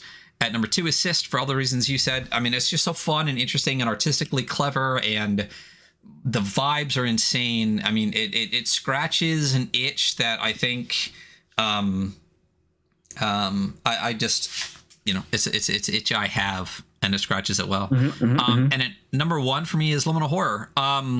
I think that of all the zines we did, in my opinion, that we talked about, I think that this is the most gamey game. Does that make sense? Totally. Yeah, absolutely. You know? I super agree, actually. Yeah, so this is one that could easily be a book if it put like an adventure in and made it perfect bound. So as far as that goes, I think that's for me why I put it at number 1 when I had like 5 that I really fought with myself to pick through. A couple other ones for like honorable mentions for me were very easily Patchwork World and from Aaron King and Hellgrinders from Bannerless Games. It was very difficult to pick, but I think Liminal Horror for me, part of what you said, the Fallout table is so interesting, but I also think that, as I said before, like this is peak hack. This is how new games, when they're hacked from the system, like this is a perfect example of what people should aspire to when they're inspired by a system to make another system. In the same way that Mouse Ritter, to me, inspired by Into the O, became like such of its own thing, where you see the bones of a great system, but they turn it into such an amazing game. And you can see the bones of Cairn in this pretty clearly in the layout, but the new layout's better. But it's such a good way to take a game, be inspired by it, and to make something new and interesting in a genre we don't have a lot of, and that I think honestly, because of the game itself, but also because of Zach Hazard's art in it, I think spawned a little bit of like a horror like revitalization in the scene a little bit. It's not like it went across everything, you know, but I think that people read this and go, oh yeah, horror's fun, we should do more horror stuff. So just from Goblin Archives and Josh Szymanski, I mean, it's such a great, clear, thorough game, and I just really love it a lot. And that's it for us. That's the whole fucking thing. That's it. The show's over. We're done. Yeah. So a little bit of a wrap up here for our year. Let's talk about some stats and stuff like that a little bit. So tell me some stats. I'm interested. It looks like we reviewed a weird less games than last year. I can't remember how many we did last year, but we did 22 what we consider games, quote unquote, books, 22 books, and 14 zines, all games, but some were zines, some are book form. So we did 14 zines and 22 games for a total of 36 this year. We did, I think it was 14 actual play episodes between creator cuts and side quests, and we did, I believe it was like 24 interviews this year, which honestly I don't remember talking to that many people, but we actually interviewed more people than we did full games. Yeah. And then when we look at podcast wise, I did want to talk about that just a little bit, because it's cool to look at the metrics and stuff like that. We have now, from beginning to now, 21,765 listens all time, which is really fucking fantastic. Yeah. We have 185 listeners on Spotify because all of our stats are through Anchor. That's where it is. But actually, most of our listeners are actually on Apple Podcasts. So I wish we get. I could log into the metrics for that. I'm not going to though. But yeah, and when we look at our top 10 episodes that we've done all time, we have at number 11 is our last year's roundup. At number 10, we have Mothership Zero Edition. And number 9, we have Troika Part 1. I still want to redo Troika with the new version with you, since I did that by myself and two-parted it. Vaults of Varn after that. Trophy Dark after that. Mouse Ritter, Shadow Dark, Death in Space, Black Sword Hack now at number 3. It broke the Stockholm Cartel chokehold on our top 3. Black Sword Hack has passed Death in Space. At number 2, we have Cyborg, and at number 1, we have Merkborg. Still our very first episode when things were terrible and my overlay was garbage before you ever came on the show. You're not in the episode for like multiple episodes. That was just me. Yeah. I know, but our number 1 episode, I'm not. Maybe I'm the problem with this show. Maybe I need to go. It could be. You know? It could be. Just go back to just you talking to the camera. Yeah. Well, actually, I mean, Jason did hop on with me. Jason Furman, who runs most of the games on the Adventure Archive side of the channel. He did hop in with that for me. So yeah. So that's our top 10 episodes. And those are some of the numbers for the podcast and stuff. Resolutions for 2024, things that I think we're going to tweak and do a little bit different, kind of like a roundup on that and continue on. We're going to get rid of creator cuts. We're just going to have what we'll call TWS plays. So TWS plays Lilliputian or TWS plays that. It's because we've made a lot of friends in the scene, and we like to play games with our friends. And there's times where we just want to play a game and they're not necessarily promoting it, which was what we did with a lot of creator cut stuff. We want to cut down on interviews, so we're going to kind of get rid of the creator cuts aspects for that too. And sometimes we just want to play cool stuff, like when Adam Bass came on and ran No Futures. So we're going to kind of mix. Yeah, we're going to kind of mix like all of our actual plays and stuff for the most part. If it's a game that's coming out, or if it's a game that's already out that someone's just going to come on and run, that's just going to be called TWS Plays something. But we're going to keep side quests, which is specifically games that we've reviewed on the show that we say we really want to play this. We're actually going to continue to play those. I think we did like 4 or 5 episodes this year. We're going to try to bump those up next year. As I said, we're going to cut back on interviews a ton. We love talking to some amazing people, but I really want to up the number of games that we review next year. I don't know how you feel about that. Oh, I feel exactly the same. Next year, or this year, 2024, we're going to review 100 games. We're not going to do that because that would take 2 a week. We're definitely not doing that. But I super agree. I've enjoyed our interviews, but looking back at how many games we reviewed, I'm like, we can do more. I'd like to do more. So yeah. I mean, 36 and 52 weeks when we're taking 2 weeks off in January. So really 36 and 50 weeks ain't bad. No, it's not. It really isn't. Yeah. But I think we did like 45 or something the previous year, like 42 or something like that. We did almost no interviews the previous year. Not none, but like way less than we did this past year. So yeah, we're gonna cut the interviews way down, and I honestly think that we're gonna try, if we are gonna do an interview, to it's only going to be Jarrett Crater. And that's it, every fucking month. But no, to still do a game that week, and to just really kind of like knock our schedule into place a little bit more, be more kind of firm about these are the dates we can do stuff. If you can't, we'll try a different time. We, like I said, we've made a lot of really, fantastic friends throughout this entire thing. It's been a really cool year. 2023, as far as the podcast goes, was great. The rest of it sucked, but we'll see what happens. But so those are the future plans with us, is just kind of a continuing kind of like focusing of what we did. I think that from beginning of 2023 to the end, I think we really focused what we like to do in our vision really, really well. And then 2024 and on, we'll see what happens. Yeah, I'm going to try to grow hair this year. So get on it. Get that rosemary oil. Also, we have some fun stuff coming at some point that we'll talk about. And chat, hold us to it. Hunter and I are both going to put out games this year. At least one. At least one. We're going to put it. It's going to be in your fucking hands. I'll make a fist hack, Do it. I mean, here's the thing is we just need to do it, but we'll see what happens. So I think that's kind of it. I think last year we sat around for like 20-30 minutes at the end, but I don't think we really have a lot to say. Like, no, I'm sick of you, bro. I'm trying to get out of here. Well, that's why we're taking 2 weeks away from each other. But we're zeroing in on our on the focus of the show just a little bit more. But I think we got a good fucking rhythm. Yeah, I think we're doing better. I think this past, like, leaving Texas and leaving that job has allowed me to like refresh and like focus more on like being here for the show and not just kind of like barely existing and also barely existing in the show. So I'm like a lot happier in Oregon, and it's allowed me to be a lot happier about doing the show, which has been super nice.